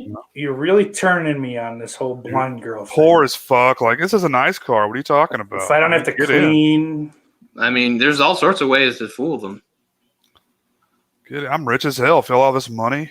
There's an episode of Family Guy where Brian dates a blind girl and he fakes taking her to Paris and everything. Oh, that's great. He's got her walking up these Stairmaster thing, like she's going up the steps of the Eiffel Tower. That's funny.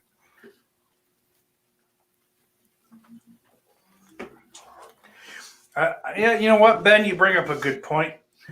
I should get with a blind girl just see if she could read my dick. That is true. What does my penis say, darling? What's my fortune?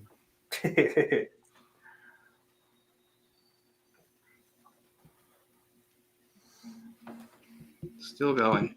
Man, this is just compulsory in these movies. I'm gonna make it races through these other scenes, and now here it's sexy times, 80s music. When I open up my Teespring store, my first shirt's going to be blind girls give the best hand jobs. Nice. I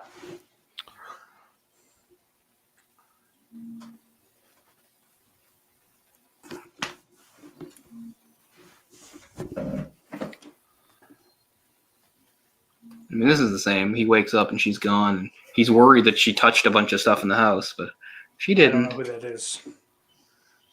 Yeah, you got the physician's desk reference there next to you, Holiday. Wait, telling me the fucking drug name. He's always got six. I can barely keep the proper names of my drugs straight, and I take them all the time. The name brands are hard enough, man. I was gonna say, the name brand names. I'll go in to pick it up at the thing, and they'll be like, "This is the blah blah blah blah blah blah." I'm like, "Yes," because I never used the official term for it. I'm like, "Yeah, probably." Read my moles like Braille. Ugh. Gross. My skin tags. Yeah, there's some things that, blind or not, they're going to know that. I had one of those old lady bumps I thought was coming in on my eye right here, and I froze it off. I got some of that wart-free stuff. I froze that bastard off, and it just fell off. Yeah, I had one. I had a wart on my knee when I was a kid that I got frozen off. I had to go in for multiple things. It's cool though. With the no, this wasn't something you could buy. This was the doctor taking liquid nitrogen and sticking it on. Yeah. It's cool though. I don't know. I just did. I had one on my toe when I was 12 and just did surgery on it. Yeah. I still actually have. I don't think it's a wart, but something like that. I still have one. It's not like a wart, but it's close. It's on one of my toes. And I've asked my current doctor, and he's like, well, I wouldn't want to get rid of it unless it got bigger. But I was like, I just don't want to have it. And he isn't willing to do it because it's so small. I was like, I don't like this imperfection. I was pretty handy with an X-Acto knife for many years. I'd take care of any, over fucking. I couldn't do that. Yeah, any kind of, I don't know, infection. Cut that bitch open, bleed her out. Oh, yeah. Yeah, no, not my style. I have a friend of mine that just cuts his skin tags off with a knife. He just what causes skin tags? I've never had one. What the hell causes them? I've never had one either, but I don't know what. Yeah, I had one on my pinky. As weird as that was, I just ripped it off. I was in 6th grade. I ripped it off during a test, in a history test. I got fucking blood everywhere. I'm like, oh fuck! Did it? Because it bled way more than I expected it to. Yeah. And the fucking teacher comes over, dude, what the fuck? I don't know. I just played stupid. I don't know what I did. See, in this, he's only talking to him on the phone. I like how the for the sake of the other movie, they actually have another scene of him going back. Remember where he's in the exercise yard and he's on the leash or whatever? I actually like that. In this, he doesn't go back. They're just talking on the phone. But he did mention Garrett Hobbs there about how he shot him. The other thing that's cute that I liked it. Yeah, now I remember the difference between how these movies open. How the other one opens is how he caught Lecter. That's another thing is better that I like. Remember, it has him going to Lecter and talking to him about the case, and then at the last second, looking at his book and realizing that Lecter's the killer and getting stabbed and all that shit. Yeah, so that's another thing that I think is way better than this movie. That it actually includes that, which is only flashback in the book, but it's cool to actually see it because they do mention, yeah, he came up behind me in his socks and I couldn't hear him and he stabbed me, blah blah blah. But actually seeing it is really cool. So yeah, that's how. Yeah, so this movie opens just straight on the first family getting murdered, but Red Dragon opens with that comp. Yeah. There's the Leeds and the Jacobys. Oh. Two families have been killed at this point, right? Anyway, that's how this movie opens. But yeah, Red Dragon opens with Will meeting with Lecter late at night at his house to discuss the case, and then at the last second realizing it's Lecter, only to get stabbed and then shoot him a bunch of times and then the credits open with like a montage of like the footage, including some bylines by Lowndes, which is why he hates Lowndes, because Lowndes took all these pictures of him in the hospital with tubes in him and stuff. And then when he went to the psych place afterwards, he played it up like he'd gone crazy. So that's why he hates Lowndes, because Lowndes, sensationalized the hell out of the story. Miss you, Philip Seymour Hoffman.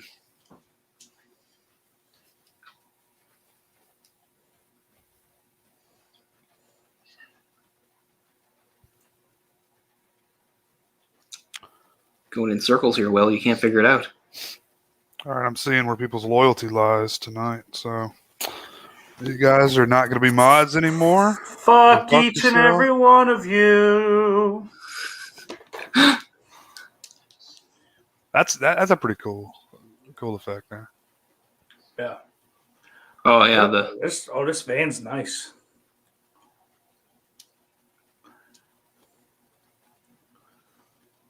Yeah, so the whole thing is Lecter's toying with it at this point, says, you don't see it? How is he choosing them? That's the key. How does he choose them? Blah, blah, blah.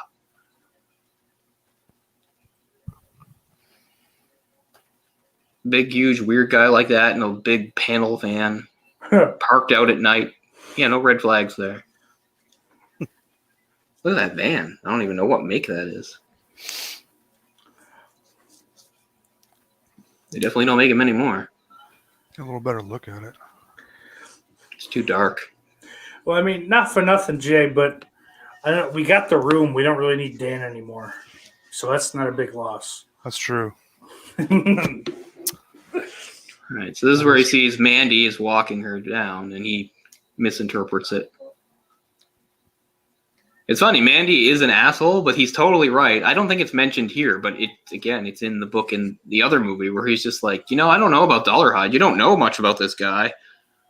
I'd be careful. He turns out to be 100% right. Or maybe he's going to say it here. I'll shut up.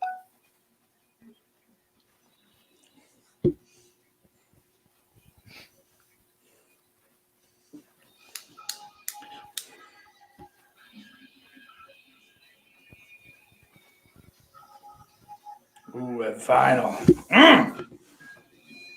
Oh, come on. I'm getting really distracted by this 80s soundtrack. It's really taking me out of the moment, Michael Mann. Again, it's 1986, and you didn't know any better. You thought this would be cool forever. I mean, I'm digging it a little bit, but... I mean, they're making her really into it, which she wasn't. And the other, she just sort of allows him to kiss her, and she's like, okay, I'll see you after your vacation. And this, it makes it seem like she's, really into it, which she's not supposed to be.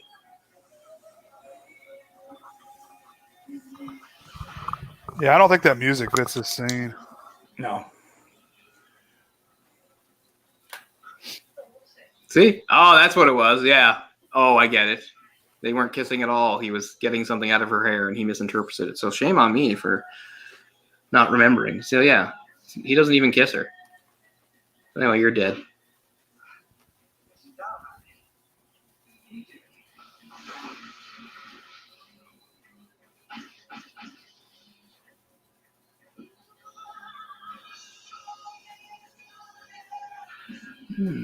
If this is already happening, they're not going to have the scene where he goes to the museum. See, it's been so long since I've seen this version. I don't think he's going to go to the museum because he's obviously going to kidnap her here right now.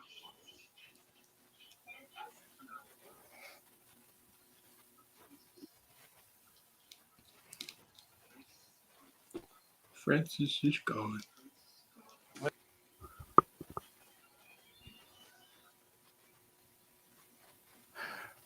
He was in. Was he in the? Oh fuck! My God, House of the Devil movie. Yep. Okay. So I say you've seen him in tons of stuff. Yeah. Yeah, he's the guy that invites her to the house. Mm-hmm. I say, like, being a creepy guy in creepy movies is like his whole career. That's a fucking great movie, by the way. I love that movie. Yeah.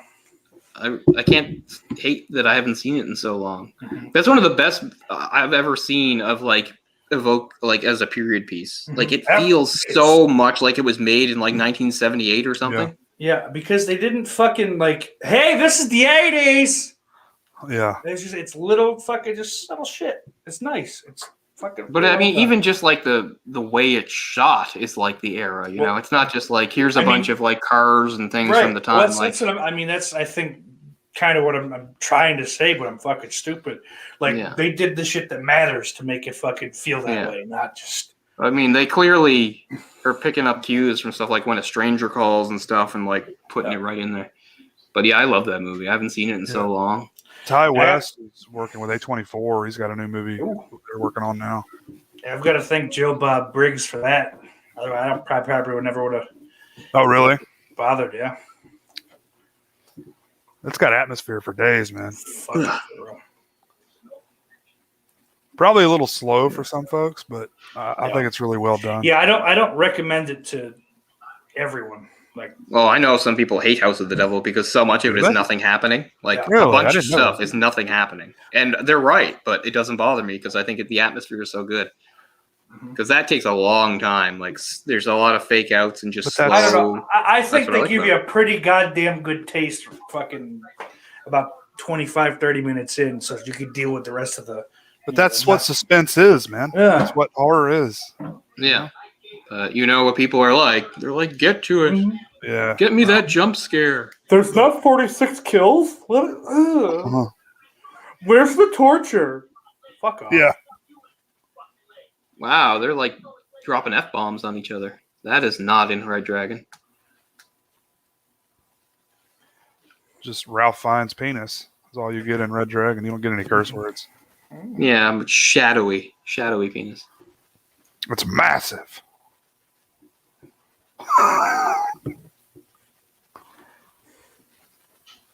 Kevin Bacon's pretty proud of his. He shows it off in a bunch of movies. Yeah.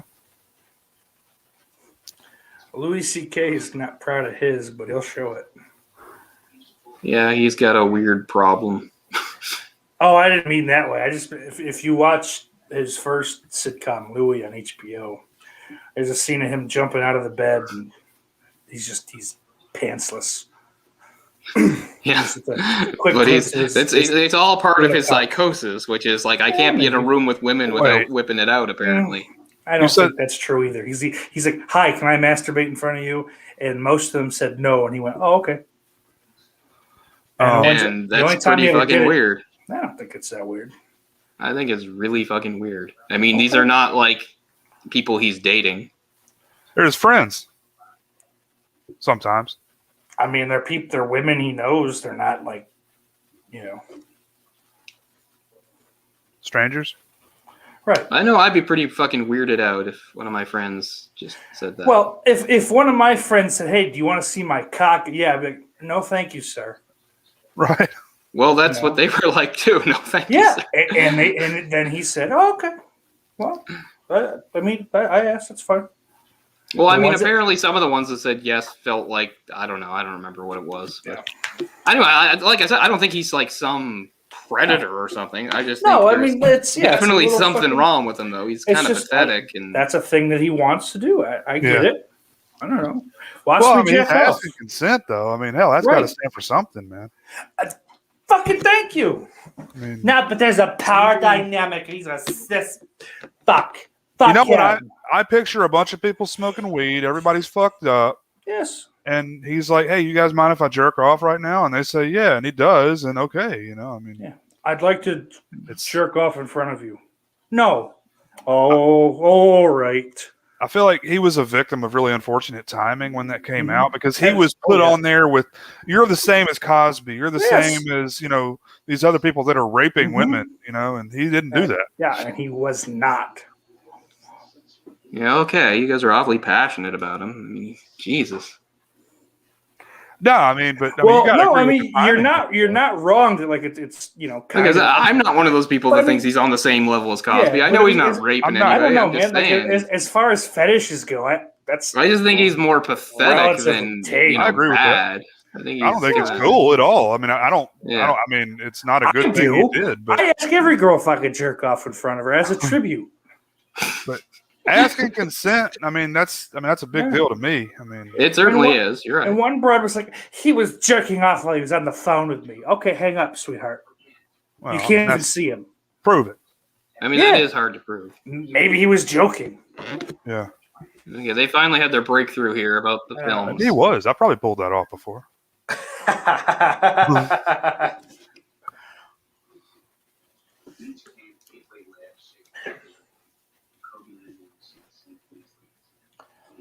His latest special was fucking hilarious too. I still need to watch it. It's the best one he's done. Do you have a? You, We'll talk. I guess off. if I thought he Yeah. was funny, it would be different. Oh, you don't like him? I don't dislike him. I'm just really indifferent. It's not like he fucking no. Of course he's definitely had funny bits, but no, I mean he'd be really way down the list of like comedians I like. Yeah. Yeah. Okay. I love that show. That both shows I thought were terrific. I think I like the Louis, the HBO one better. Lucky. I got really confused by Lucky one Louie. episode because it was, because it's a fictionalized version of his real life, and sometimes the lines blur. Yeah. So there's an episode that I remember that actually has Dane Cook on it, has himself, because there was a thing in real life about Where Dane stole his jokes. Yeah. where people accuse Dane of stealing his jokes. And then they actually have a scene where they talk about it. And I don't know what that means. Does that mean are they reenacting what really happened? Or is this some sort they're both giving their own idea of what it should have been? Like stuff like that blurs the line so much. I have no idea what it means. Like, okay, we're going to shoot this scene where we have a conversation about something that happened in real life, but for the sake of the show, it'll be slightly different. Like, that just blows my mind. I have no idea what the point of it was. Like, why is this an episode? But it was weird. I think he's one of those guys that's like, I don't care. Just, whatever. It doesn't mean anything. I just decided to do it. Now we got Inagata DeVito going. I'm glad I can't hear it. I hate that song. Really? I've heard it a million fucking times, man. Well, Yeah, too many times in dark basements with everybody. That smoking. and like Bad to the Bone. I'll fucking kill myself if I hear that song again. Styles, I agree with that 1,000%, though. But, Yeah. Yeah. Yeah, I agree with that. I also don't like that he has like a big picture of what looks like Mars. That doesn't seem to fit. Was one of those songs that I just enjoy because it's like so evocative of its era. Like it's so 70s. What do you call that? Like acid rock or something? Like what's that? Yeah, that's a good subgenre? That's a good thing. Kind of like acid rock, yeah. Of like It came out of the psychedelic, but it's a little more chill than the psychedelic. Peter Frampton type stuff. Humble pie. I mean, I like all of that in theory. I don't like when it gets too jammy. Like, I like Cream, but, you could, like, cut, like, 3 minutes out of any random Cream song because they're just jamming. Because it's just Clapton and them jamming. I like that sometimes, though. Depends Oh, on, yeah. It's depends awesome on- live. I like some nice jammy onions, which are good. We really fucking caramelize the sugars in them. Ooh. Yeah, so now they finally have the breakthrough where they realize it has to be somebody that works for the company that does the videos. They finally have their breakthrough. But it might be too late for what's her name.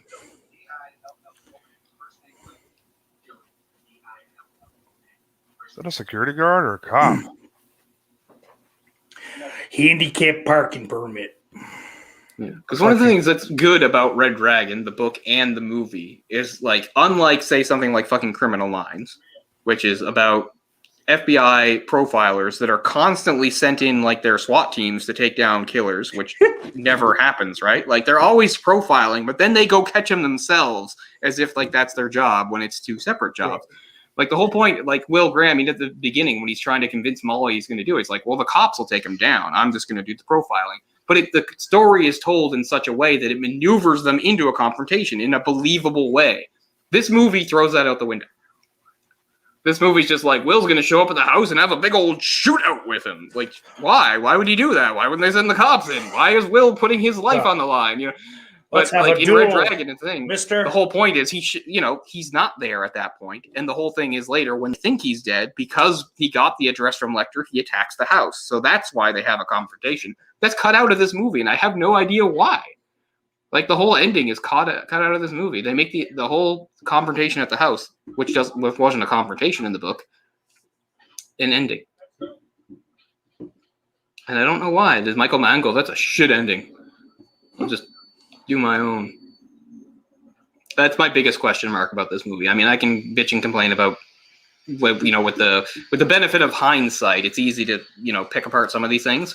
But I mean, literally, they had the book, they knew the story, they adapted it, and for some reason, he thought that it was unnecessary to have the extra bit of Dolarhyde attacking his home, which seems to really bring it home for me. That makes it really personal. He's attacking his home and his kid and his wife and everything. That's not in this.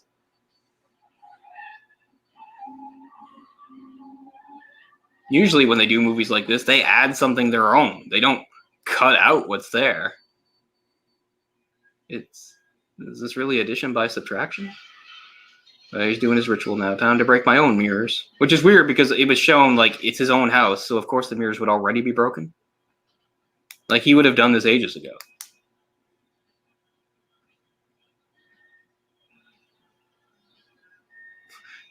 And people wondering, is that song still playing? Well, yeah, it's like 15 minutes long, so it tracks that the song's still going. Don't look at me, I'm hideous. I just really like how the lines are delivered by Fiennes and stuff too. It's like when he shows her the shotgun and stuff, he's like, I have to shoot you.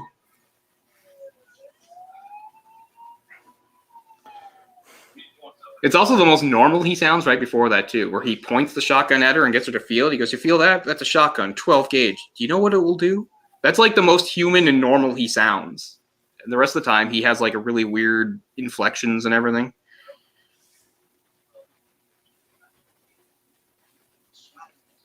Man, I'm like the opposite, where I was. I don't think I just don't have a paranoid sort of personality, so I don't think drugs or alcohol would add to it. I'm not a paranoid person. I can't even remember the most paranoid I've ever been in my life. Like it would probably be barely anything. It's like the number one complaint I hear from people about weed. They're like, "Oh, it makes me paranoid, man." It's like, well, I've never gotten it. It just makes me. Never done that to me. Just makes me relax. Makes me relax and probably talk too much. Yeah, I've got it. Fucking people are like, you talk even more than you already do. Yeah, I did. That's why I didn't like getting drunk, because getting drunk made me emotional. Yeah, I don't like showing that to people, and that's me drunk.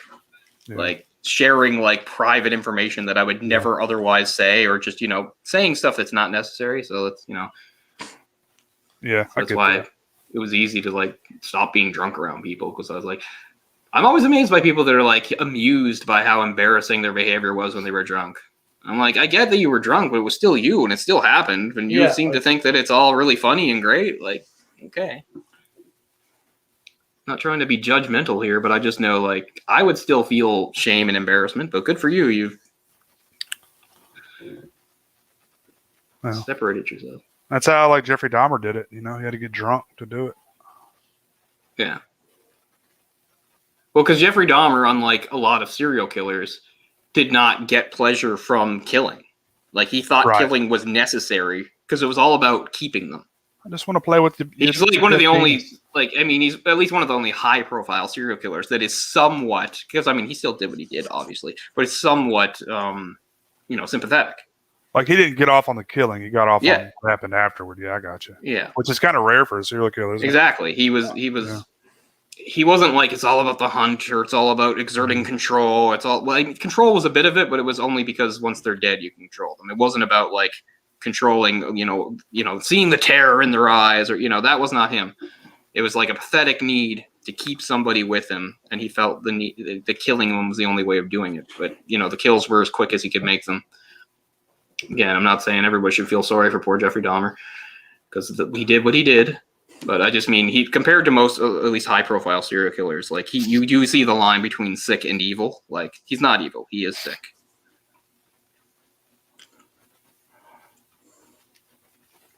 Yeah, why are you all by yourself? Nobody else can. So in this, they do the sloppy writing that like nobody else can find the damn house or something. Somehow Will's the only one that can find the house. How inept are these cops? This is a 2-hour movie. They could have trimmed 10 minutes out of this shit right here. Seeing this douchebag walk through the woods for 20 minutes. Threatening her with the piece of the mirror. But he does have a shotgun. I guess he only gets it out. Yeah, so this is not in the book or in the other movie. This is Michael Mann's touch. Him literally smashing through the window to save him and them having a big protracted gunfight. Which is fine, it's its own thing, but then here comes Ingrid again. Which again would still be playing. Play it again. It's a long ass song. Good job, Will. Damn. She's like, what just happened?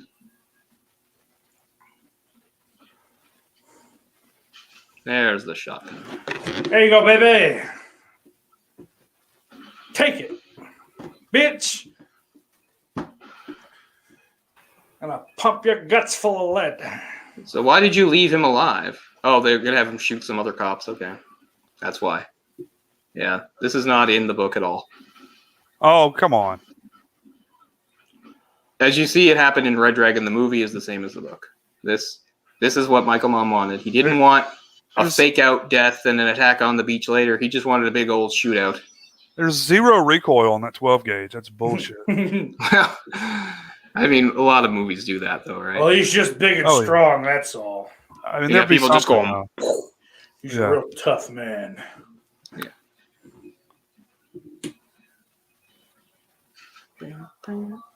Now it's really loud.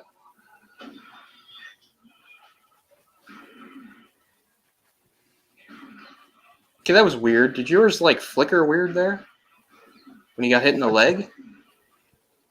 It almost looked like there was So there, Dollarhide is dead. Headshot. He killed him. Why do that? Wasn't it good writing that before Will got there, he burned the house down and tricked the blind woman into thinking he shot himself, so that everybody thinks he's dead, so that later when Will's at his home and everybody thinks it's over and safe, he can attack Will? Isn't that better? Why cut all that out? They don't even burn the house down in this one. They just shoot him.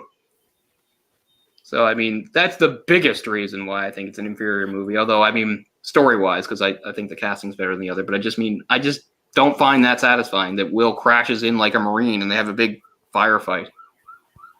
And look at the house. That sucks. That's not a house that would have been like a place where the grandmother would have had a nursing home. It's super modern. So definitely some big deviations from the book that I do not think are for the better. So it was nice with the Red Dragon movie following it much more closely. He's a very stylistic director. Yeah. And he's just like, big old house, that doesn't work for me. Well, it's the style of the time, too. The modern, the weird futuristic 80s house. But I just don't think that fits with the killer, right? It does not fit with the killer. No, I agree with you. I just know it's style over substance with this guy, Yeah. And for most of the movie it was okay, but when you get to this point it really hurts it. Yeah. Yeah, it definitely was the style, like you said. The futuristic houses, tying onions to your belt.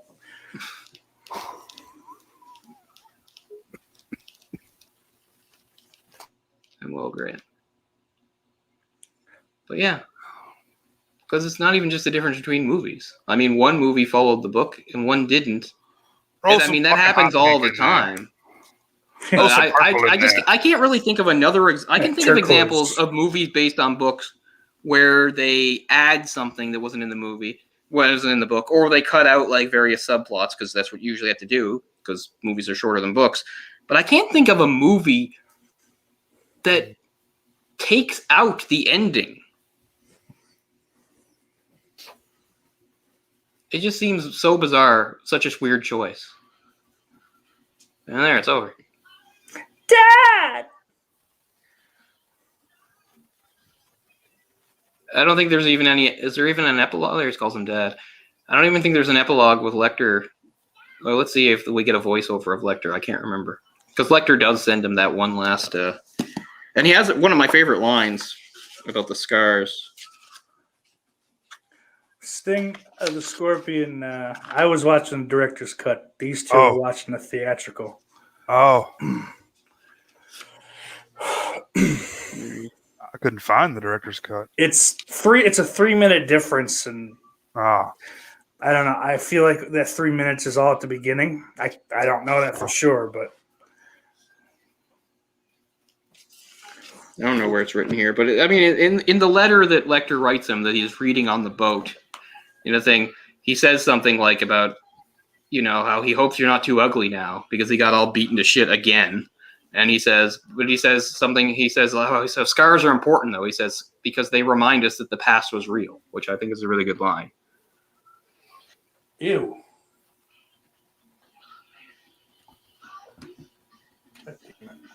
Heartbeat, heartbeat.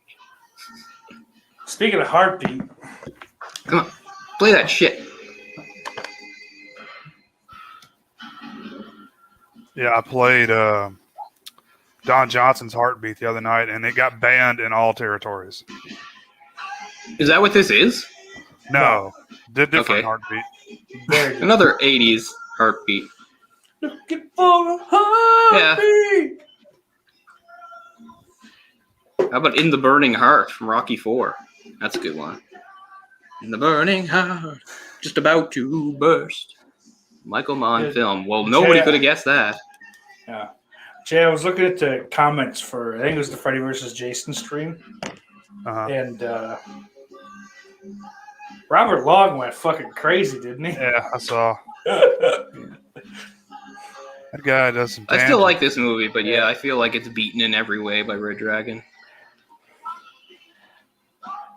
Yeah, I didn't hate this, but what I remember of Red Dragon was a lot more fucking gripping. I feel like it definitely had my attention a lot more.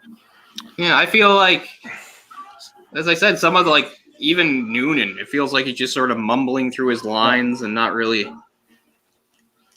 And I just think that bookending it with Lecter is more powerful too, because you open with which is not even technically in the book. It's just taking something from the book and using it as the opening, like having him almost get killed by Lecter and catching him as the opening, and then the ending with him reading the letter from Lecter, which is in the book. I mean, it's a good way to bookend the movie. I realized I don't like either one too much. I love Red Dragon. I'm not a big fan of it. Yeah, well, what do you know? You're wearing a blue shirt. That's my opinion. Blue shirts are great. Man, this is not faded to black yet. Steak, really want to give us that powerful beach scene. You're doing See No Evil 2 tomorrow? Saturday, yep. What time is that? I think I put it for 10:30. Okay, cool. Why? What? I'll be there for that one. Fucking. I was just looking to see if I could find anywhere to watch. Yeah, I don't know that one is. I know the other one was on Amazon Prime. Well, I could buy that one too for $7, so I'm going to have to buy that too. Buy it for $7? Yeah, it's Fuck rent it. it for $4 or buy it for $7. That's the same way this one was. So I think that's a that's fucking how no-brainer. that's how I ended up with House of a Thousand Corpses. yeah.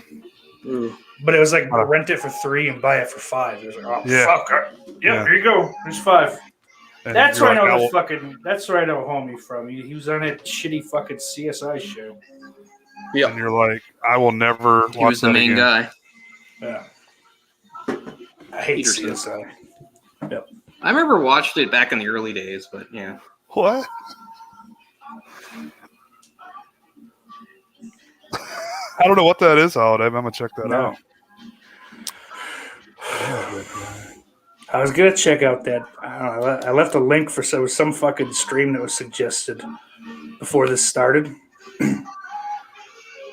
I just gotta go hang out. There's some fat guy from the UK. Oh, I saw that. Yeah. This Heartbeat is performed by Red 7. Everybody remembers Red 7. Yeah. Yeah. See, you had to wait till the credits came up. My subtitles were telling me all the fucking song titles. My subtitles are showing the lyrics, but they didn't tell me it was Red 7. Because it goes, Red 7's Heartbeat plays. Oh, wow. Atari is one of the... I don't remember the Atari. Huffy band. Bikes. I had a Huffy. I did not. I had a Mongoose, too. It was sick, bro. It was fucking silver. I love silver. Always want a bike. It's more of like a chrome, but... No, close. Close enough. It doesn't fade to black the entire thing. They think that's just one powerful shot. Fair enough, I guess. I fucking turned it off already. No, I gotta let it. It's not a full commentary unless I let the whole credits go. I just shut it off because I don't know, for whatever reason, my laptop was finally having issue with it being such a big file. There it is, Manhunter. It's like a 3.8 gig. No, I love Red Dragon. I like Red Dragon almost as much as I like Silence of the Lambs. And I probably like the book Red Dragon more than the book Silence of the Lambs. I like the tag team Red Dragon. Is that a tag team group? Yeah. It's, really? Newer, more modern. Ring of Honor. I thought that was Brendan Sagalaw in that video you sent me. I can't wait to do Hannibal because I'll be tearing that movie to pieces. If that fucking prick with the hat had been on here, he'd be able to tell you the same thing. What? But he's dead to us now, I guess, right? Hat Man? No, he's 86. He's out of here. Who's the hat guy? Arrivederci. The background. Arrivederci, Vito. I've had. I have a Unita Warehouse hat I'm pretty fond of. I have many hats. I have that, and I have a Nightmare on Elm Street beanie I'm quite fond of. I don't like to wear hats anymore. I used to wear hats a lot. Yeah, I've fucking gotten out of it. I mean, in the winter, because I shaved my head. Well, yeah, I get that. Yeah, I don't wear them. When I was a kid, I never left the house without a hat. It wasn't until I went to college that I started actually to not wear a hat out in public all the time. Oh, really? I never got around to the final season of Millennium. I think I've only seen maybe the first season. I've got them all. I need to watch. Yeah, Lauren recommended Millennium. Yeah, he loves it. Never seen it. Yeah, but I've not seen it. It sounds like fun, but I don't even recognize the title. I've just got so much shit to fucking like I was telling Stone on here too. Stone Gassman the other night. Like, I have so many fucking Blu-rays and shit that I've bought in the last year, and it's just such a backlog because I'm lazy. And if I feel like I'm gonna fall asleep, I'm not gonna fucking put a movie in that I haven't seen. You know. Yeah, same here.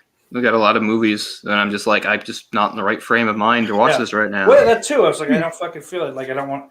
Like, I bought Hound of the Baskervilles for the Arrow, the Easter sale, and just like haven't felt like watching it yet. How old is that one? That's it's got Peter Cushing in it. So. Oh, okay, one of the Hammer ones. Yeah. Cool. Yeah, Peter Cushing was a good Holmes. I've got that book around here somewhere. Got a few Holmes collections, but I actually have that as its own book. Oh, damn it. I finally got Heartbeat out of my head, and it's in there again now. Damn it. That's a good song. It's not bad. I'll tell you that. It's one of the better fucking 80s celebrity fucking endeavors, I'd say. Like actor endeavors. Right. Him and Eddie Murphy. Yeah. Are Party all the time.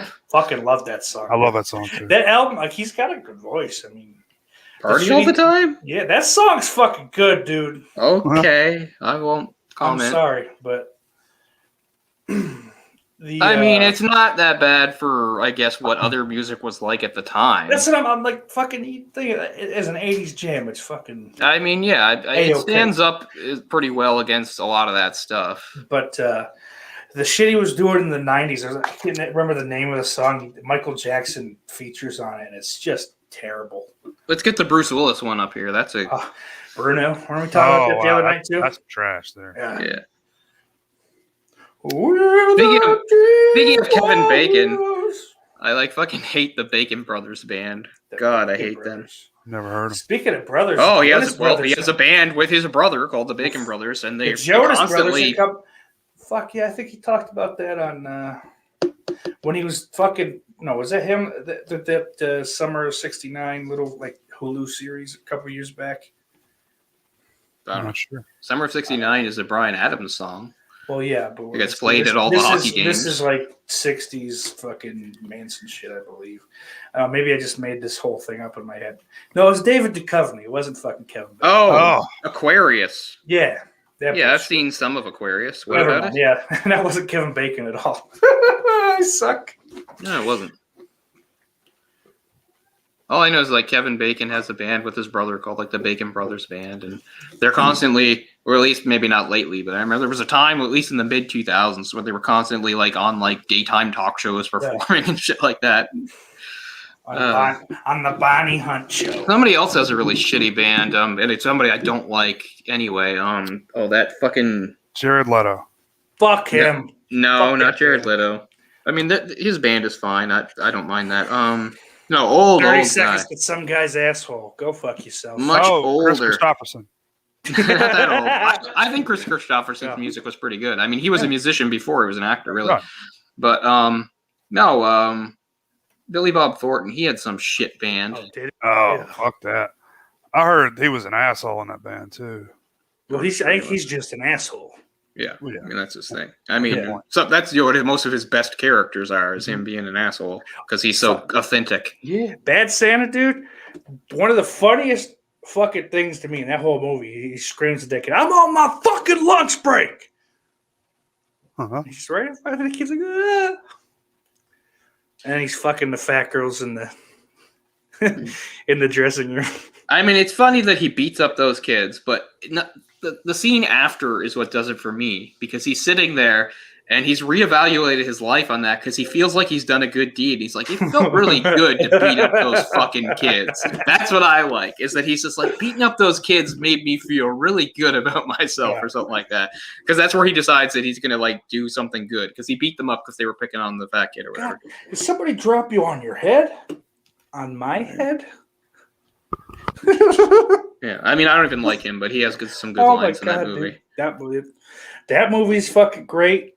John Ritter's terrific in that. I think that's the last thing he ever did before his heart blew up. It really bums you out watching that movie, knowing John Ritter and Bernie Mac are both dead. Yep. They both died when they were 50. Yeah, didn't fucking John Ritter's heart literally explode? It wasn't even fucking just a heart attack. It was was it a heart attack? I thought it was an attack for some reason. I'm pretty sure it was a heart attack. Yeah. Maybe I'm thinking of something. I think it was a heart attack. Yeah. Doesn't really matter. But he was on the set of that shitty TV show he did too. And he just that totally tracks that Bill Paxton had a band. That seems to really fit in with what I know about him.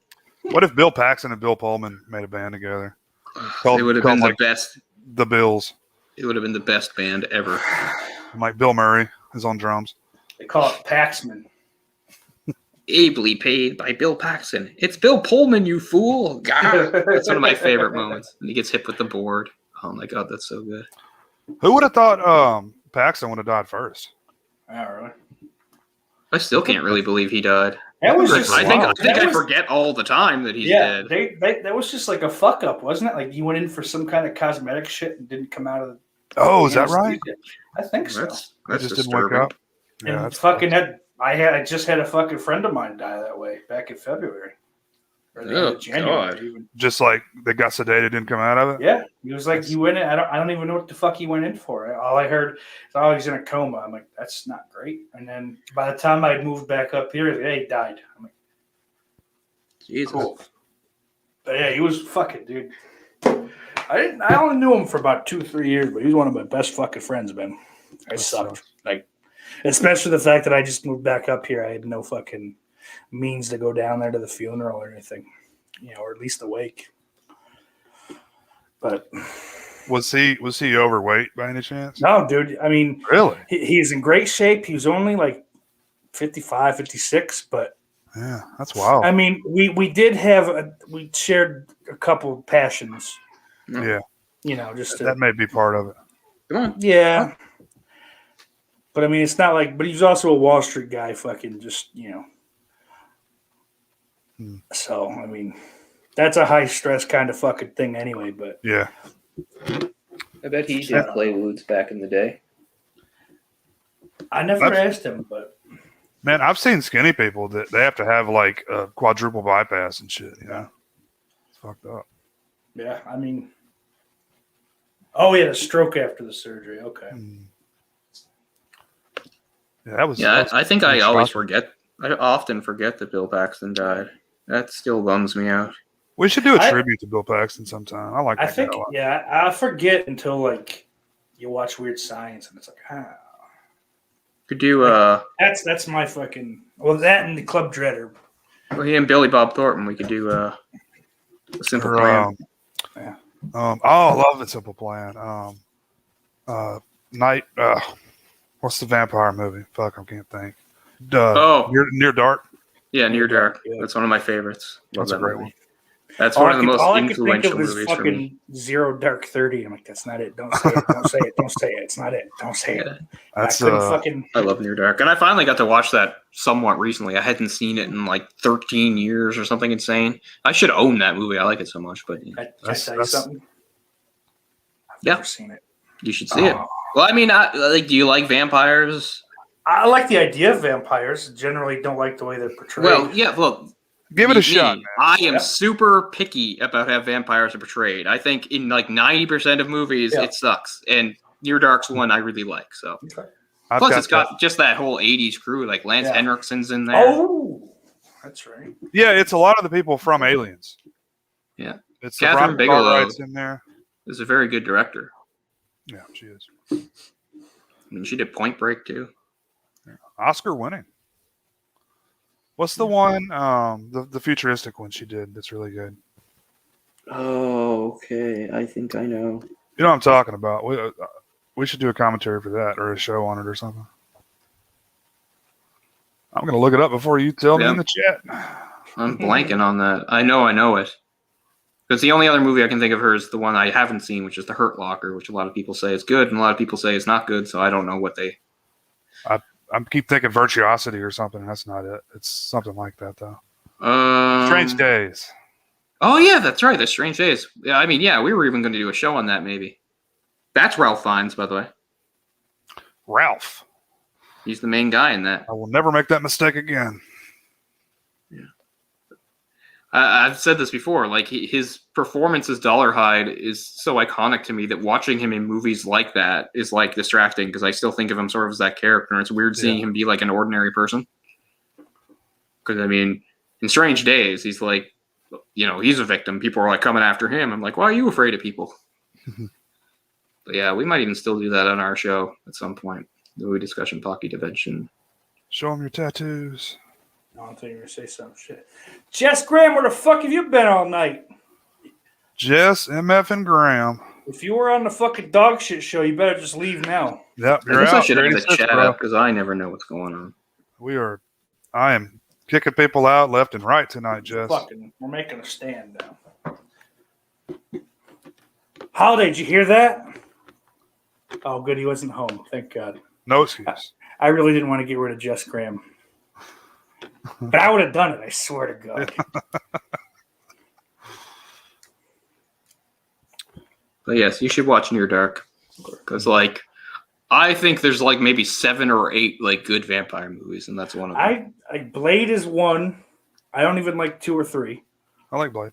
I like the first Blade a lot. I like Dracula from '92, and the '30s one was good too.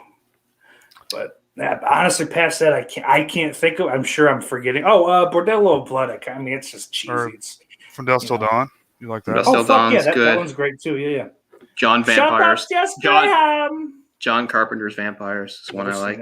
I haven't seen that one. You should see that too. I fucking that's my favorite like thing. My favorite James Woods performance. I've started to like in the last year or so branch out from like The Thing and Halloween and John Carpenter's. I don't know. I feel like a lot of his shit's way overrated. Like I don't even really think of it as a John Carpenter movie. I always kind of forget. I just really like that movie. It's not great by any means. Yeah. I just like how the vampires are portrayed, and I think James Woods is really amusing in that movie. Wasn't like didn't Prince of Darkness come out on fucking Scream Factory last year? Or 4K, what was it, 4K? Everyone was like, it's so good. I watched it. I'm like, this movie fucking sucks. It's slow and nothing. It's a flawed movie. It's like, I would say movie. I hate the cast, other than like fucking Donald Pleasance. Like I'm like Alice Cooper. Like it was nice to see him, but like the Chinese dude from fucking or Asian dude. I'm sorry, I don't know that he's Chinese, but I think he is Chinese actually. He's Chinese. Yeah, well, okay. Like from fucking. It's like, all right, dude. Just like grab a couple different fucking actors. Like you don't have to like recast the same fucking 6 actors and everything. I mean, I'm not going to jump all over all people for being happy about that because at least it's a John Carpenter movie. I mean, some of these. I mean, I'm not part of that community, but I'm tacitly involved with the community that like every time any sort of like cult movie gets a release, they're all jumping over it and paying like $40 or whatever. But I would never do that. Yeah. Like, it's just not me. No. Well, I've got the Blu-ray of it. I'm not going to double dip for the 4K. I don't need it that bad. God, no. Fucking, like I mean, I don't want to keep bringing them up, but Laura said like 4K is not going to last fucking very long at all. And a lot of the 4K transfers don't really look that great. They're kind of fucking shoddy. Like, I mean, I have the 4K stuff. I don't have a TV that works for it anyway. Ah, shit. But I mean, I didn't have the player till a couple months ago. So like, I was just buying them because. Yeah, all the special features and shit were still on the Blu-ray. So 4K would be wasted on me anyway. Everybody must have better eyes than me. People always notice things visually that I don't notice. I've noticed some things like I bought a 4K TV. I streamed some shit on Netflix at the I don't know, some like nature documentary, and the fucking colors just like I'm like my jaw dropped. I'm like I was literally like, holy fuck, how is this like that good looking? But. I'll agree with you on a lot of like old movies, like a 4K transfer is like, I don't know, you kind of ruin all the effects. Now I can see the makeup now. That's good. Thanks. Yeah, exactly. I like well, obviously it's going back because it's a silent film, Nosferatu. But I mean, I really like the 1979 remake of Nosferatu too. It's really good. So speaking of that, the original Nosferatu, a friend of mine actually, Argyle Goolsby of Blitzkid. And Argyle Goolsby in the Roving Midnight. He no, shut up, Sting. That's Scorpion. But anyway, he actually did like a modern-ish score. It's still to that movie. It still sounds pretty good. But he did it to like fucking a friend of his has like an original, like one of the only fucking original reels or whatever the fuck you want to call it of Nosferatu. That must be worth a lot. Wow. Yeah, it's in a museum, and so this guy has access to it. Like he doesn't own it, but whoever the fuck it is, so he kind of scored it while watching that. So yeah, a lot of those movies get those treatment. Have you seen? Speaking of German expressionist silent movies, the famous movie Metropolis, but in 1984, they re-released it with like kind of like a weird like synth soundtrack. It's interesting. Well, they did Nosferatu with fucking Typo Negative, didn't they? I don't want to see that. Yeah. Oh, it's that dude with a deep ass voice. Yeah. But yeah, the 79 one's good. That's that was weird because they did every scene twice because they shot it in like German and French, I think. I'm a bad person. And then they dubbed over it in English for the English thing. What was I doing? Well, guys, yeah, I think those are all the vampire movies I like, at least a lot. I mean, there's some, they're vampire movies that I think are okay, but I mean, the ones that I think are actually good, I guess I probably named them because there's, not that many. Well, I know Steak's got the See No Evil 2 show coming up tomorrow night. Or, sorry, tonight. 10:30 p.m. in the East, Saturday the 22nd. And stay tuned. We've got a new show coming Tuesday on the Movie Discussion Pocket Dimension. That's right. We're in the middle of our British crime series. Barney's Great Adventure. Big Adventure, whatever it's called. I'm not the movie buff. Anything else you guys want to plug? Off the Grill Podcast, Mondays at 7:30 p.m. in the East. Sorry, Cole. Oh, I was just going to say, they're like 2 years old, but on my channel are the live commentaries we did for Red Dragon and Silence of the Lambs. And hopefully it won't take us like years to do one for Hannibal. So they are there. Because, I want to do Hannibal. Even though I don't like it as much. I guess I probably like it better than this one. I think this is the most flawed one. And it's the one, it's the one that sticks out. It's not part of that oeuvre. It doesn't have Anthony Hopkins, Manhunter. It's different. It's still not bad, but I can't watch it without thinking all the ways that Red Dragon's superior to it. I just can't help it. But yeah. So that's good. Yes, good. Iris loves you. Has Jay slipped into a coma or is he frozen? Jay! Yeah, I think he's frozen. You're seeing that too, okay. He is absolutely frozen. So I guess we just we have to stay here because he's the one that God, he's okay. Gone. That's not good.